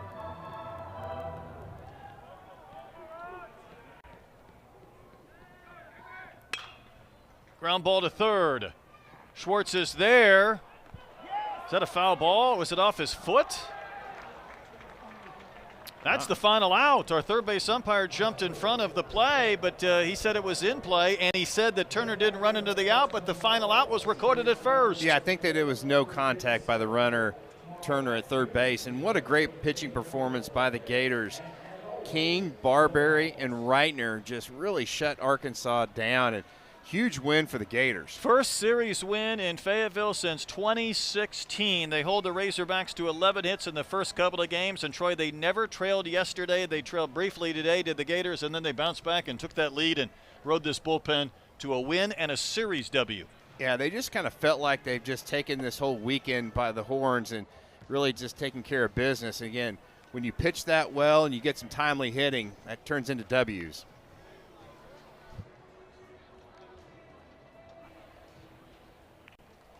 Well, the finale will be on the network tomorrow, noon Central, 1 Eastern. Dave and KP will have that one for you. The Hogs will need a win to avoid a sweep. So for Troy Eklund and our entire crew, I'm Brett Dolan, thanking you for tuning in. Once again, our final score today, the Gators get the 7-4 win, take the series, and look to finish it off tomorrow. So long, good afternoon from Bob Walker in Northwest Arkansas.